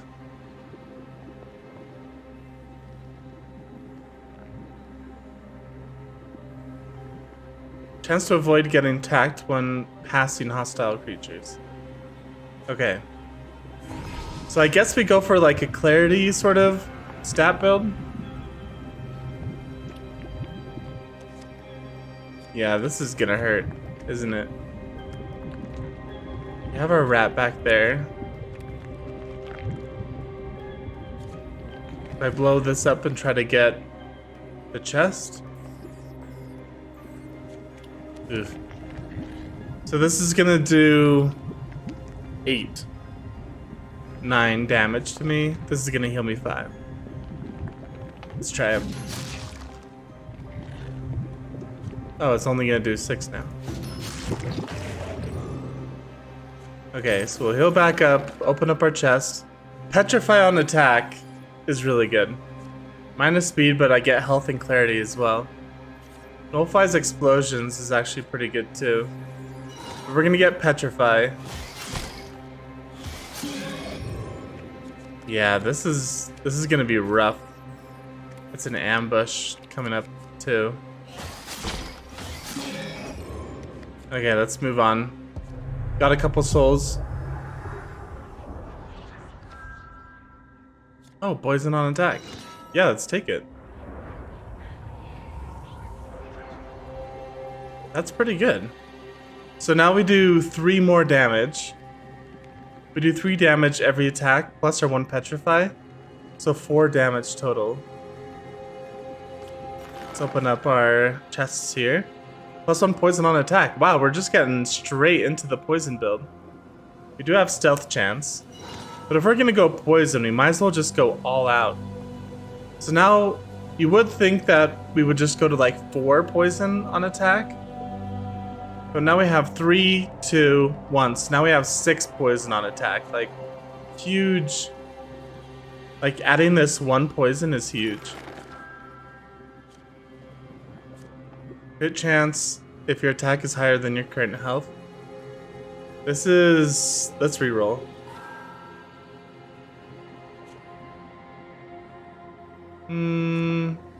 Let's just get some sandals. Get some more health here. And again, if we're going poison and petrify, attack doesn't really matter. Maybe speed.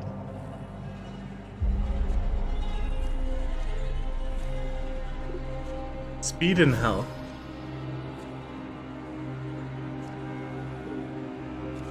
I take no damage next turn. Okay. So we're gonna consume this.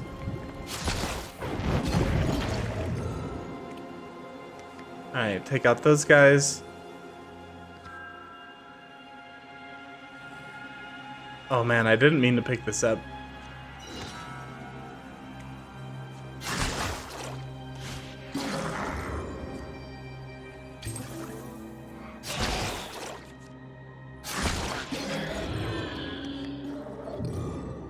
Okay, let's grab the reprieve.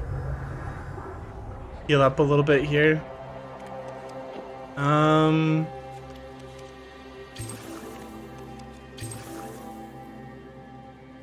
I don't think I want to attack him. Where are we? In an in-between. And in-between, not here nor there, ascension awaits. This won't compare. Super cryptic. Super spooky.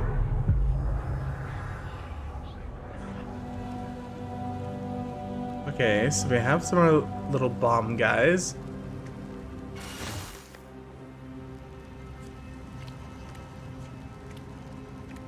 Let's go this way. Hey, stealth coming in clutch there. +1 poison damage resistance. Stealth chance. We have 55 stealth chance now. So half the time we're just gonna be able to skip past these guys. Oh, obviously wasn't one of them. He does 3 damage? Because I have no defense.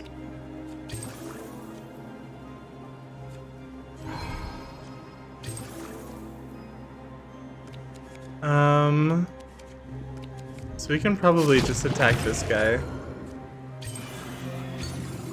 Heal up a bit. I'd rather be able to freeze people. Okay. Chest plate. So reduce explode damage. Not bad. Equipped all items found. Gain the soul cost of replaced item. This might seem like okay at the beginning, but that's pretty scary. Let's get defense. 5 defense will make it so any of the rats we don't have to worry about. So we basically one-shot that guy.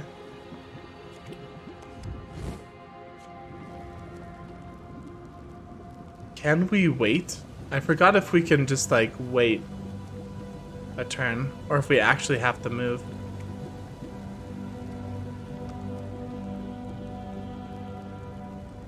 I played this sort of wrong.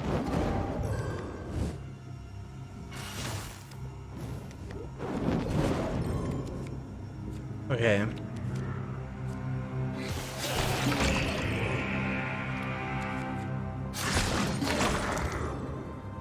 Whoa, what is this? I've never seen this before.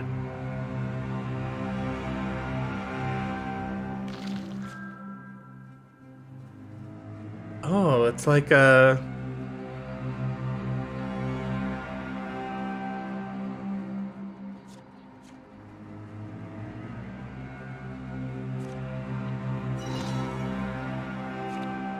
okay. So it's like you gotta pick an item from a choice of 3. So he's dead.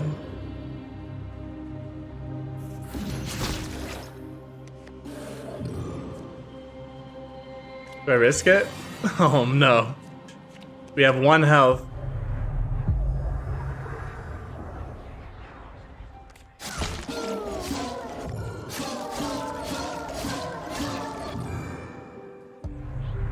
Okay. We have 1 health. This might be the end. Yeah, shoot. Okay, let's go again. We can do this better this time. Chests right away.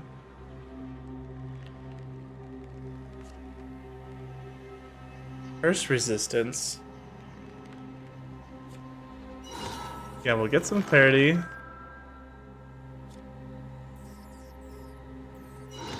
Petrify on attack is super good. Yeah, we're gonna just one-shot all these guys now. Not that guy. And we're parrying everything as well. Okay. Yeah, we can do this. 12 souls. Last time we only had 9, so... Oh my gosh. 1 soul damage to a random creature after attack. Okay, I guess we're going for like a soul build.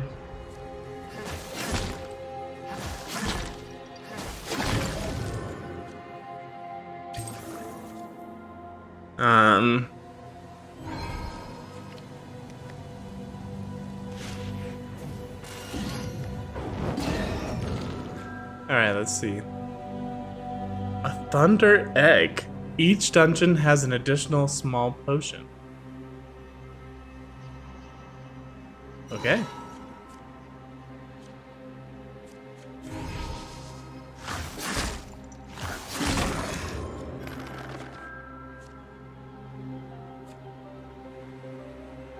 Plus attack, I don't really need this.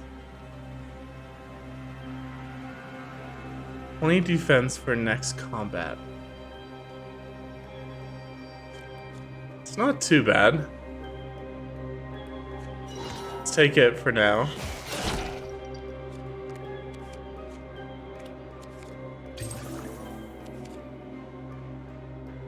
Plus 3 to any equipped jar uses. Okay.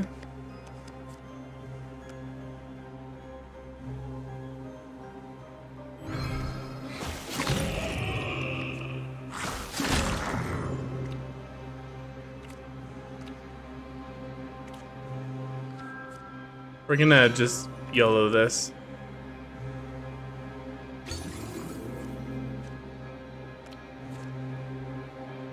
So let's do a patience. This early on. Okay, let's think about which way we want to go. Probably this way. We only have 2 enemies plus all of this. Defense. Clarity. We could just pass him. No, we could just kill him. Pass this guy.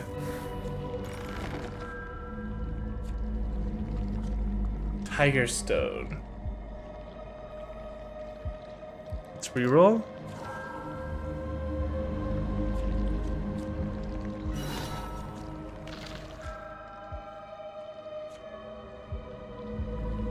Drain creature's defense 3%. Yeah, see, that doesn't matter.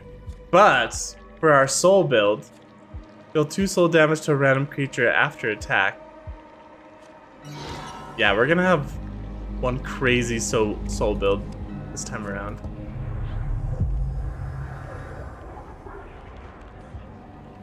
Okay, let's think.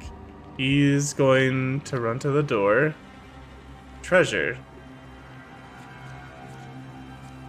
Souls. Dungeons have +2 cards. Or our rainbow socks.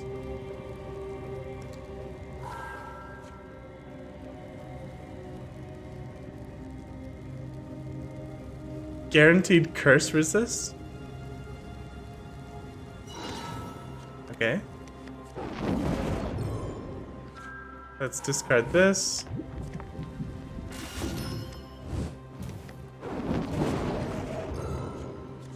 Get some souls.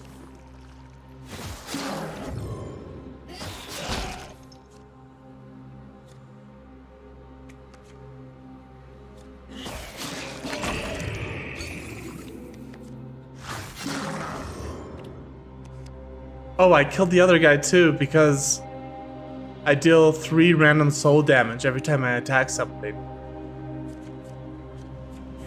This is pretty dang awesome. We're going all out souls build. This is gonna be good. Unequipped.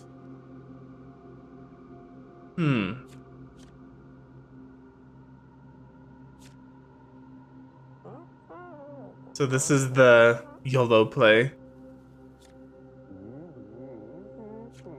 In +5 and -5 to 2 primary stats.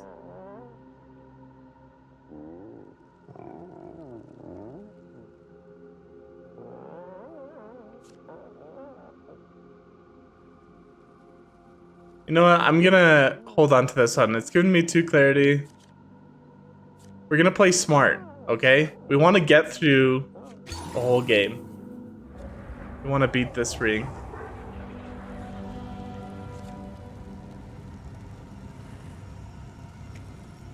Can we run past these guys?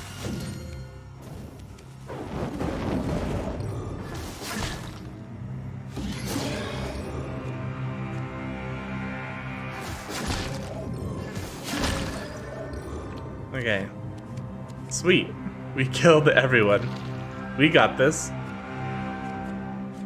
Okay, so these little fountain things, it looks like it just adds stuff. What is this, our spell slot? I don't know.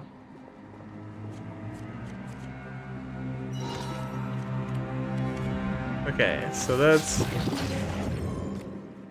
And our shield right here nullifies explosion damage. Okay, I need to take advantage of that. So let's heal up. Get some more clarity. Defense probably. Let's take a look.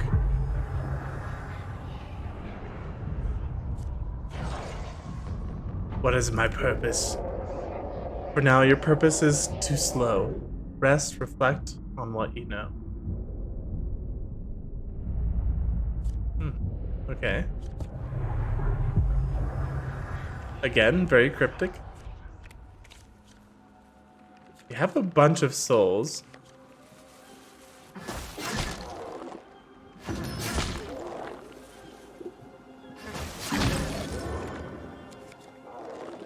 Let's open this up.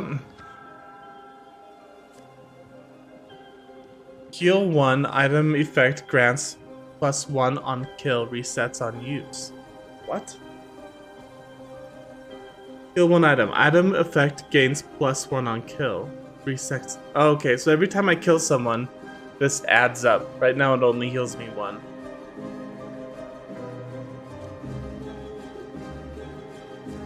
Sure, I'll replace it.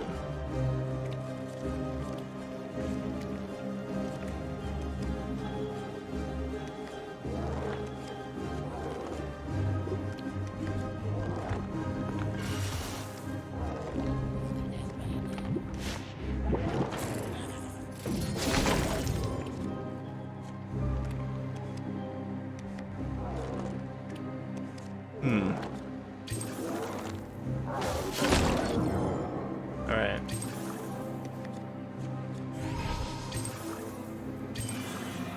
Oh, I actually lost that one. It was like a 10% chance to lose.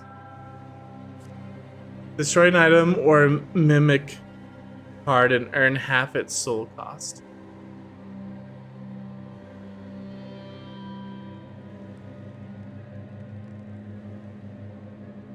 Half its soul cost. Fully heal, teleport creature to the back of the dungeon. Yeah, we're just gonna discard all of those. Not gonna worry about those either. Fortunately, don't have enough for that. Let's do an ambush.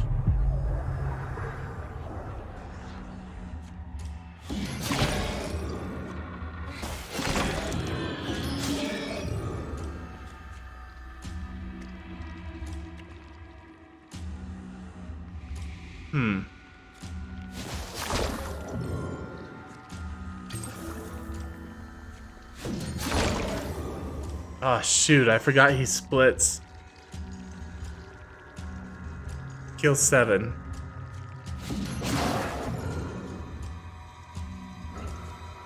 Oh, okay, so it doesn't take away poison like a potion. Gain souls for explosion damage taken. No. Heal yourself for the amount of petrify applied to a target creature.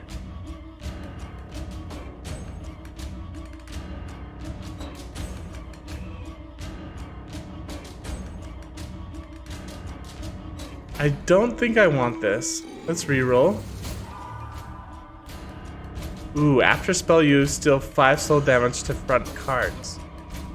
It would... I think and it also gives 4 clarity. Choices, choices. Heal 3 for every negative point of clarity on dungeon exit. That's kind of cool. Like an anti-clarity build.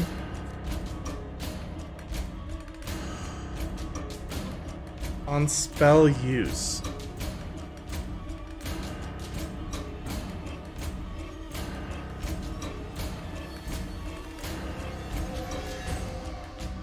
I think I'd rather keep what I have going.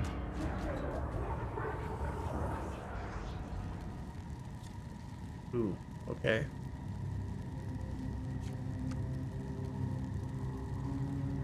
Is he just gonna run out this door?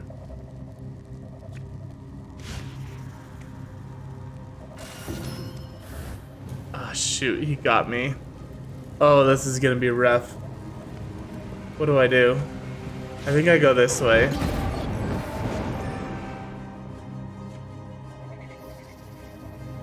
First item reroll is free.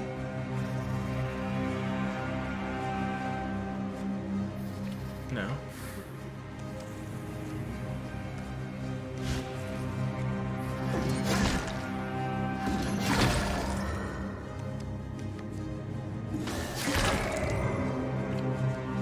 Okay. Now I just have poison guys left. Let's go like this. Grab our clarity.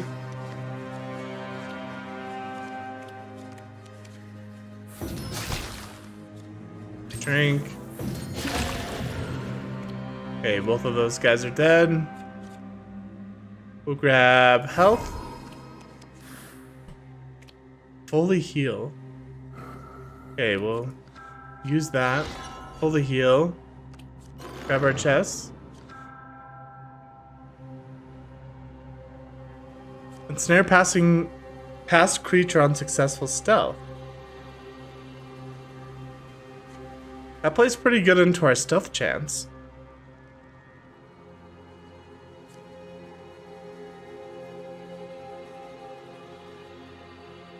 Lose a little bit of clarity and speed.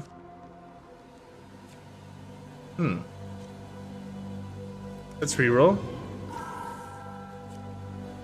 Intimidate creature on attack. That's a 40% chance.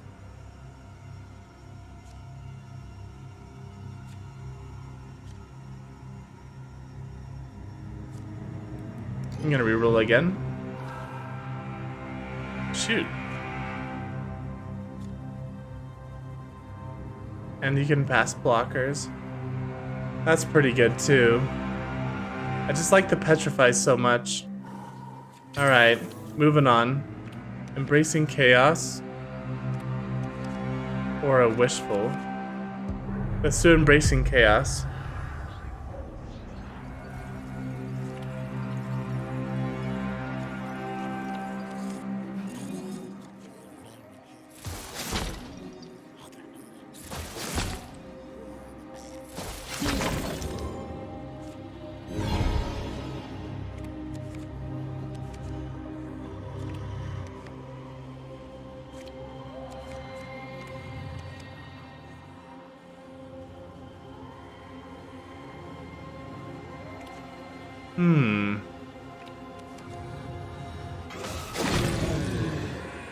Oh shoot. Now we have this guy. Move and attack if passing you.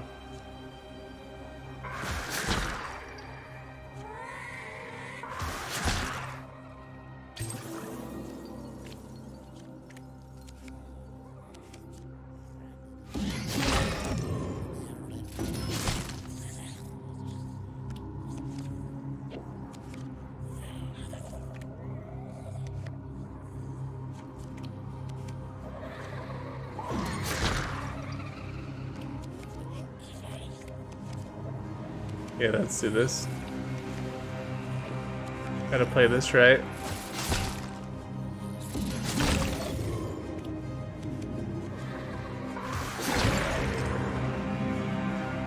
Okay.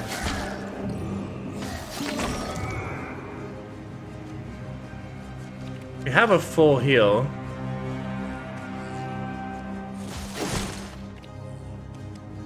And we have these guys too.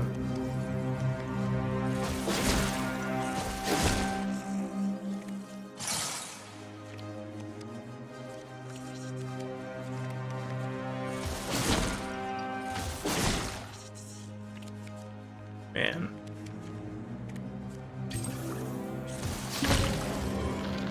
Okay, let's see. Turn target into a frog. That's actually pretty good. I'm gonna take that. 'Cause there's always that one creature on the circle that is just really hard to get past. Both of these take away my clarity. Intimidate creature on tech. No, it takes away clarity and defense. Okay.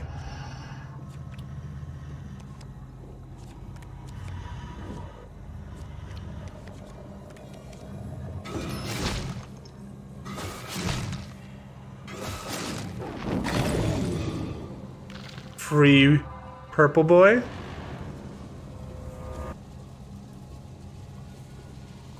Again, pretty good, the intimidate. This would be really good if we were going with speed. But I'm gonna take this. Yeah, that's just so good for us right now.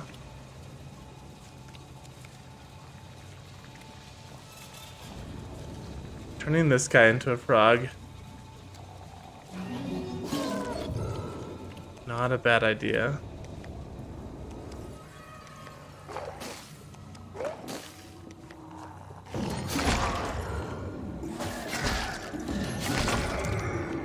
Okay. Our soul gain is freaking crazy. After spell use, gain 10 defense for 1 turn. And then again with this right here, they really want me to take this. After spell use. So this is scroll, this is spell.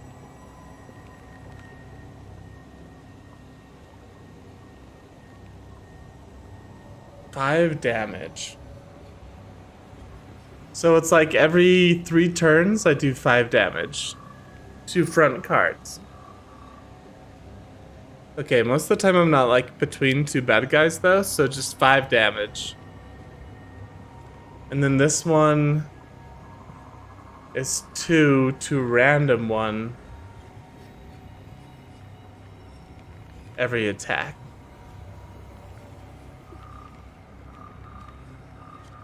Okay. I think this one is better. This one does, like, in 3 turns, I could do 6 damage, but it's 2 random targets. And this one, it's 5 to the front targets who I'm focusing on. So I'll take it. It also gives me 4 clarity. We'll take detonate. That's pretty good. And we will...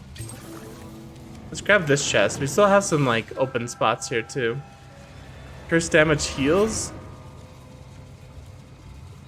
Frozen. Let's try to get, like... Evolve a random other creature on attack. No. No. Gonna reroll again. On shuffle. Poison deals damage each turn. Okay, on shuffle, +2 poison to front cards. What does on shuffle mean? That takes my health down to 10. How do I have such, like, little health?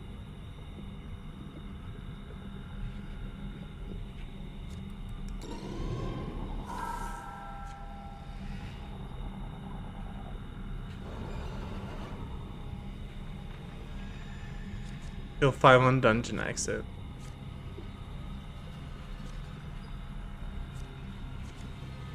Yeah, let's take this for now. We'll go to the reprieve. Just because they have some of these. Health. Okay. Head on out. I guess we could have talked to the bird. Bronze leaf. Dodge and crit. Yeah, we'll take it.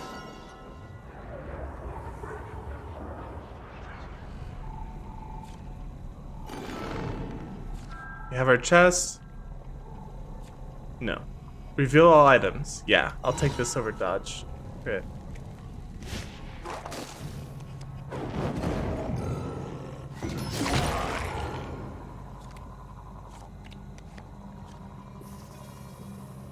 So...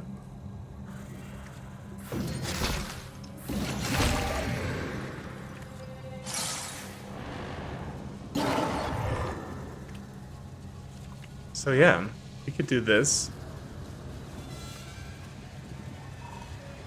Let me see.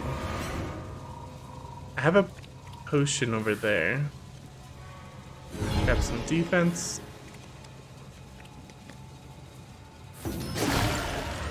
Hit this, drink our potion.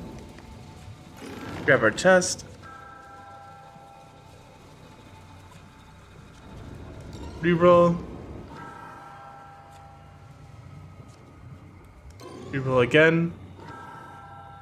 Every 4 attacks freeze. Okay. Now we have 0 attack. Let's do a crossroads.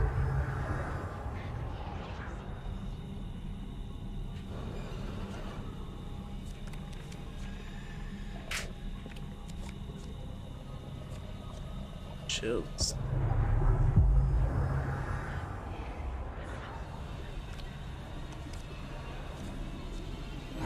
Defense. Holy cow, look at this guy. Trait cold-blooded. Gains attack and defense when frozen. Okay, so chills is like an anti... frozen-like area. Huh.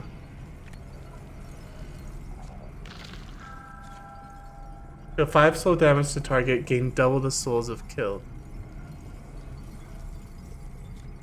Ensnare all creatures, dummy target.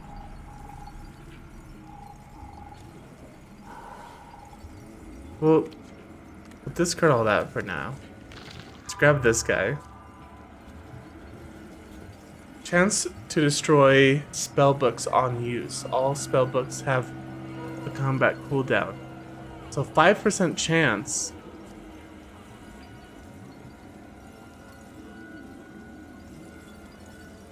But it changes it to 3. You know what? Let's try it. Because then I can just use this. Move. I mean, I guess we could attack him.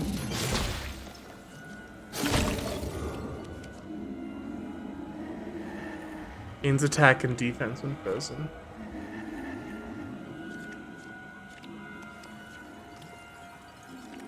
Holy cow, these guys are scary.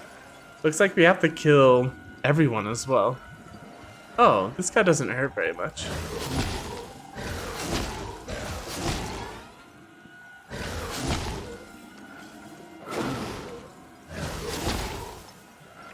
Are you serious?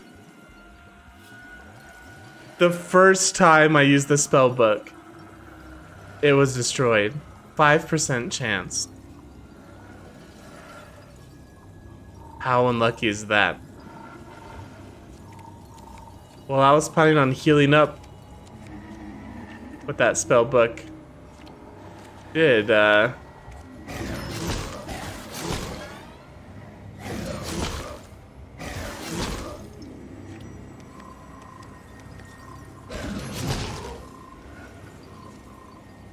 Okay.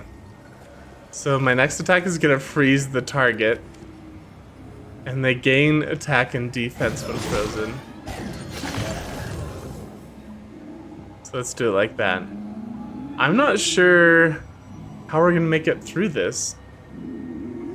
I guess I just have to like go over to this guy and then try to get the potion afterwards. I could like shuffle, but I'm worried I'm gonna get stuck.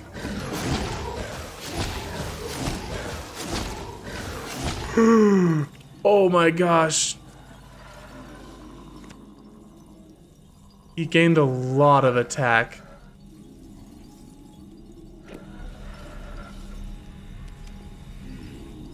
Shoot.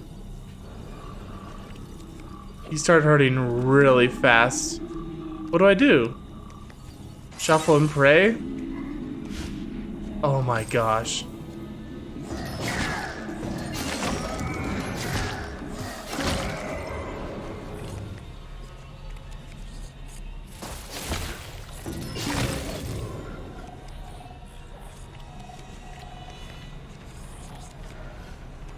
Come on, kill the big guy.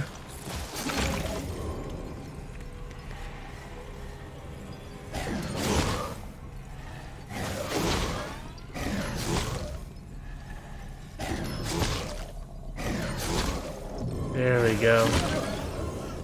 Okay. That was rough. We healed a little bit too. We have some explodey guys coming. We have this guy who's gonna run all over there.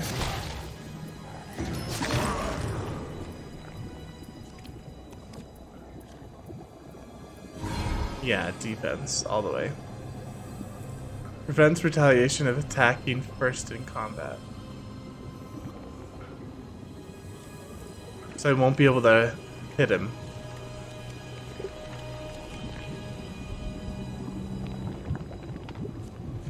So let's do this. Open this up. Kill 2 on kill. This is not bad. +4 clarity. Okay. He's running that way.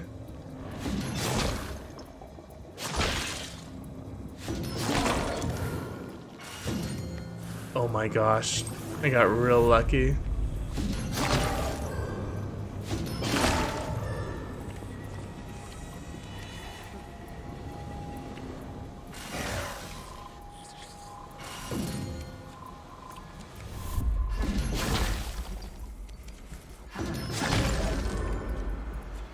defense. Let's do health. Okay, we have a bunch of health potions now.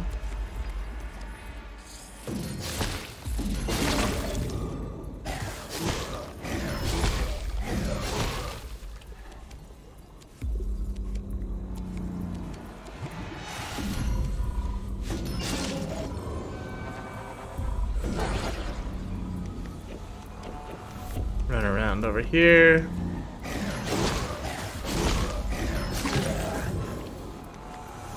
There's no way I can attack this guy. Okay. Frozen, frozen, frozen, frozen. I don't have a mask yet, but it takes away clarity. Yeah, we'll just pass on those.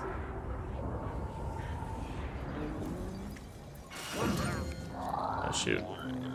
Oh shoot.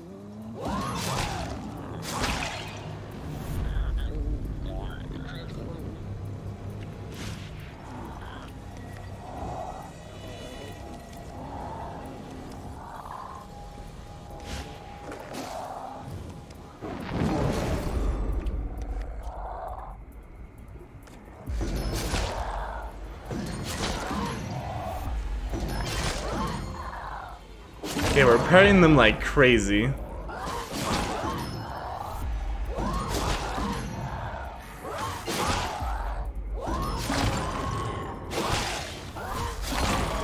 And critical hits. Look at that crazy doll head. Okay. Let's try this. So we're just gonna parry this guy like crazy. Slowly take out everyone else. Holy cow, I actually lost that one. Okay. Full healing. Let's... Whoops, whoops. Heal 2 on kill. Let's reroll. Come on, we need a good mask. Or a spell book.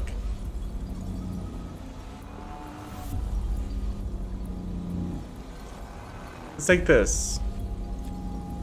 It replaces our book, which killed our spell book. It gives us defense and clarity. Yeah. This guy cannot kill us. Dungeons have +3 cards. Let's do it.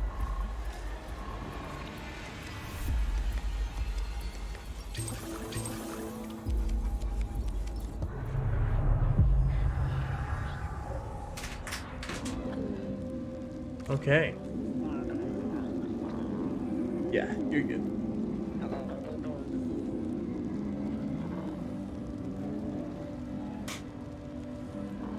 All right, everyone. We're gonna take a little...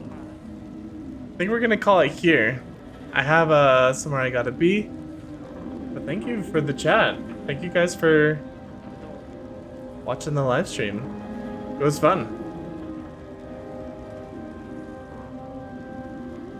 So yeah, let me hop over here. Seriously,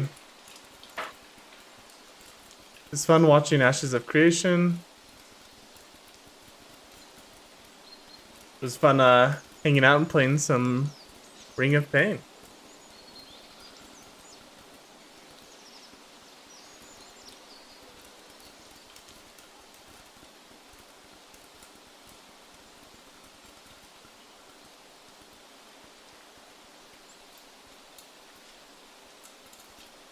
Take it easy, guys.